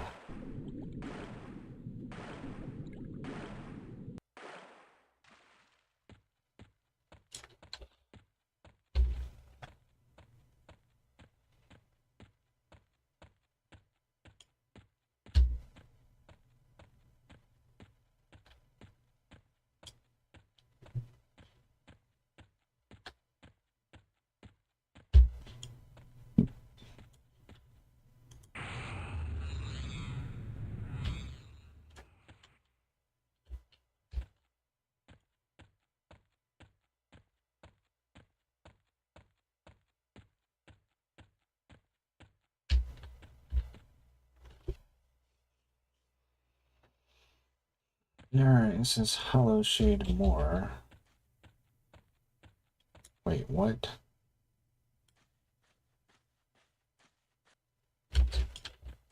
Is this shit all underwater?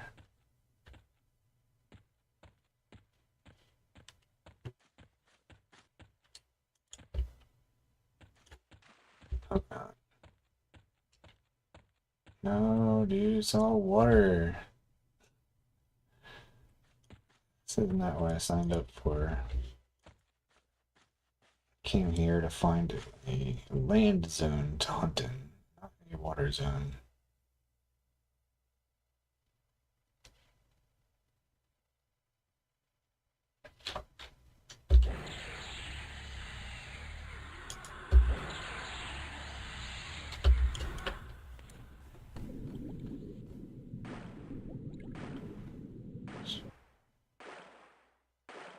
There's nothing in the water though. I can see.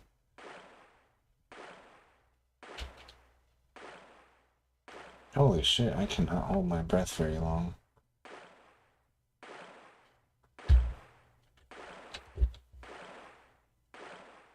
So I guess these are the guys I'll be hunting.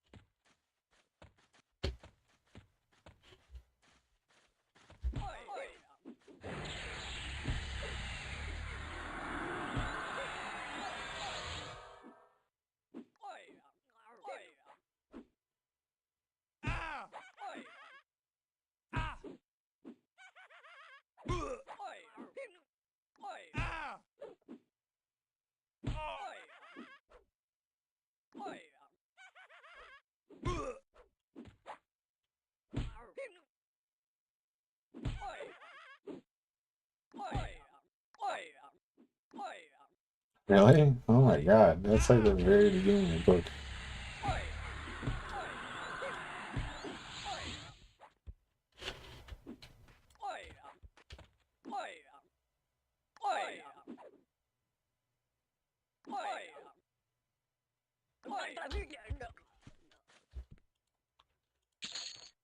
She like, that's too many types of wolves to pay attention to. I can't remember them all.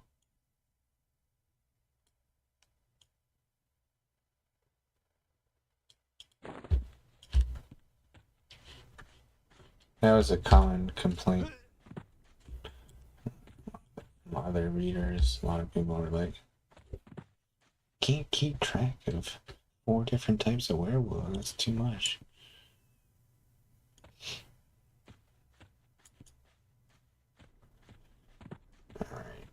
Alright.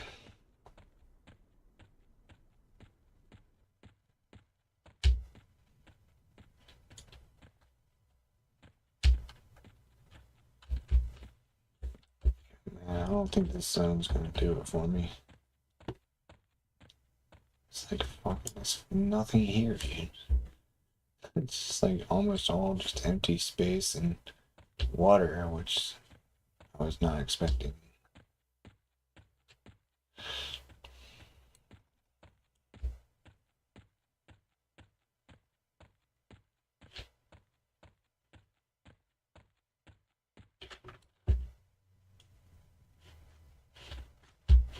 That's a strong one. Same level as me.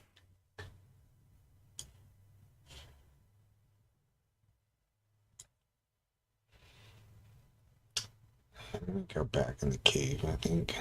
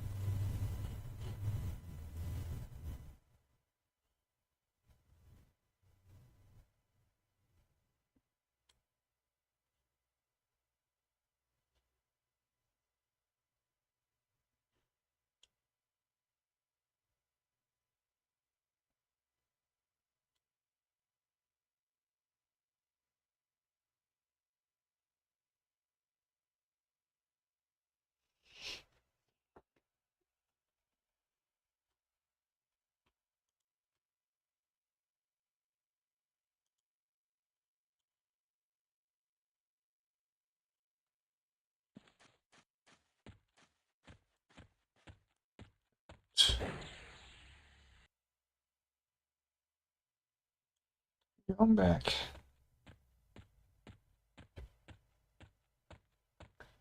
And I'm gonna log out when I get to the cave.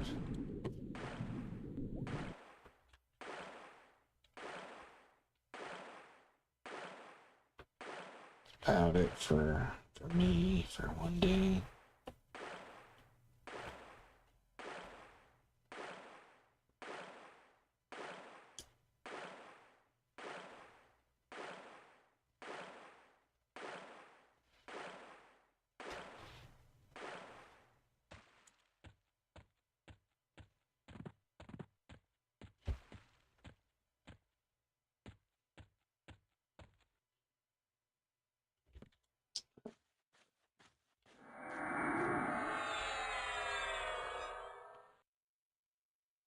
Alright, stop that. I'm gonna start an auction.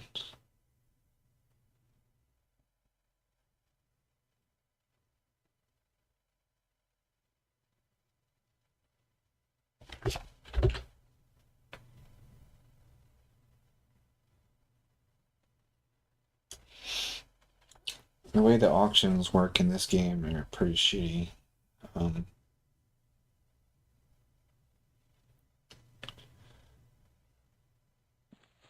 To start an auction, you have to basically convert one of your characters into an NPC. And in doing so,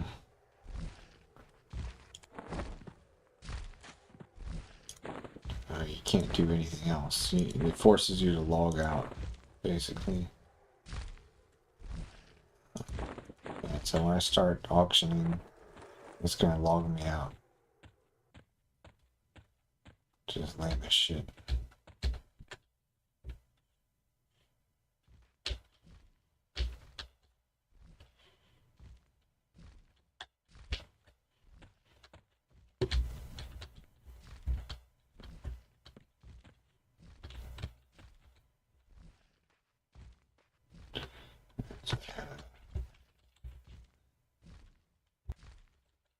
Check what the current prices are.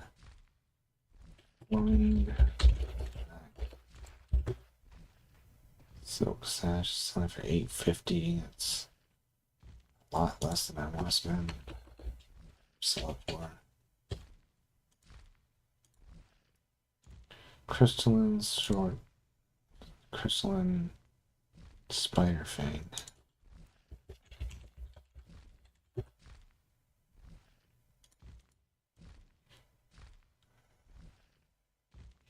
I'm not changing my price on that shit. I've got like 30 stacks of steel that fucking won't sell. It's either every other time I check, it's like 50% chance it's going to be selling for way less than I want to sell it for. Or it's being sold for a good price. I put it up for auction and nobody fucking buys it.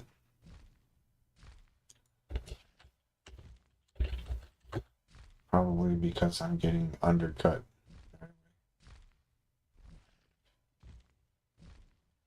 I can sell this for more money than I thought. I'm gonna do $6.99.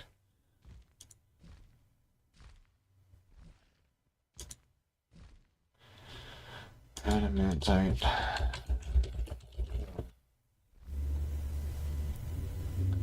600 is a good price.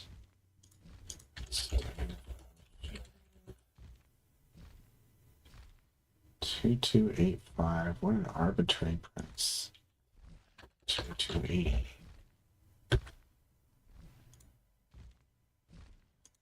Alright. And then I'm hit begin trader, and it's gonna log me off. So, guess I'll show you me looking at the WoW auctions, that is.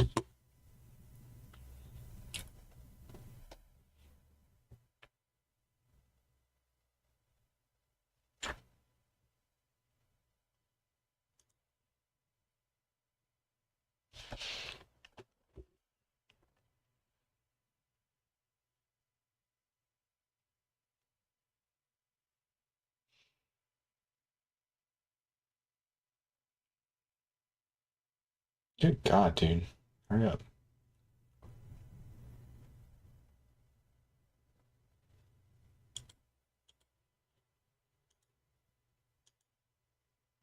It's an absolutely garbage price, dude. It's like 20 silver per less than I'm willing to pay or sell it for. It's garbage price. Makes me mad. Alright, I'm out of here, man. Take it easy. Listen to some more Veers. You've got 2 really good chapters coming up. Like, really good. Really interesting. Probably.